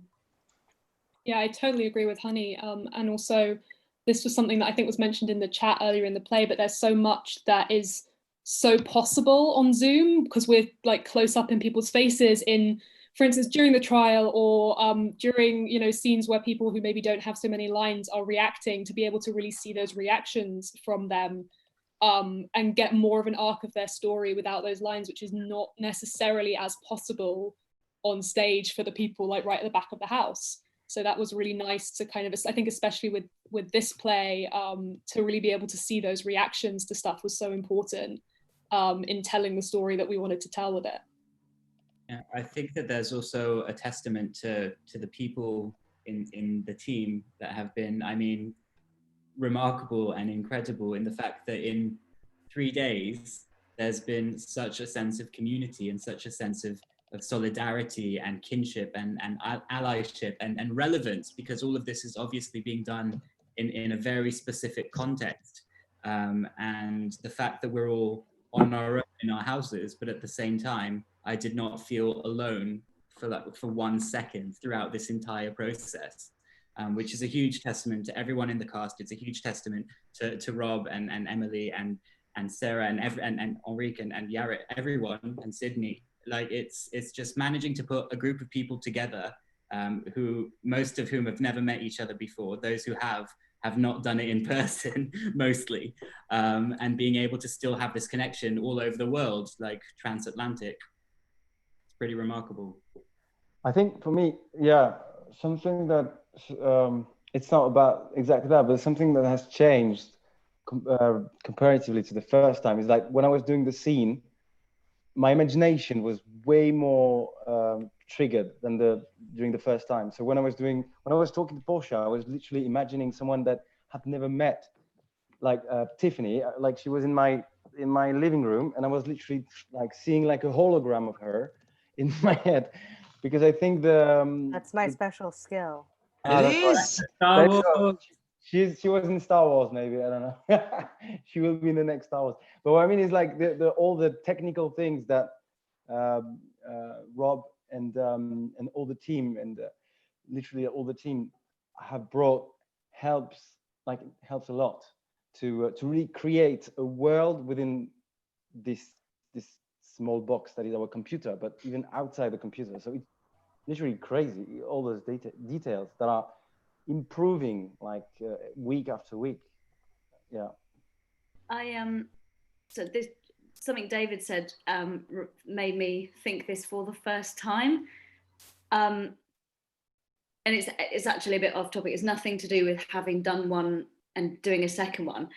I've literally only just realized that when this finishes, it is not going to be the case that I can go, oh, I'm just going to pop out and see Emilio tomorrow because Emilio's in Toronto. And I'm forgetting that. Like, Tiffany, you're in New York, right? Like these people who's, and obviously not, and watching other shows on weeks when you're not in one, I'm literally forgetting that because I think everyone is in my house right now because you are in my house. But that hasn't struck me until now that it is going to be, there are some people in this little, well, huge family that I might not ever meet because I don't have any money. If I did, I'd go and visit. Although at the rate it's going, Anna, you probably aren't going to see the people who... Lee, you're only in Welwyn Garden City. I'll be on your doorstep, mate. Not with COVID, you ain't. You're not allowed out of your house. Wonderful. And I think on that loving, ladies and gentlemen, we will draw our Q&A for this evening to a close. Thank you all so much for joining us and for braving this singularly problematic and powerful play. I hope you've taken insight from it in whatever way that might be. And I wish you all the very best. We will see you back here next week, same time, same place, for Henry IV Part 1, a historic action adventure featuring the first occurrence of Shakespeare's probably most famous comic creation, Falstaff. So, ladies and gentlemen, please do like this video, please do subscribe to the channel, and we will see you next week. Thank you all so much for joining us. Good night.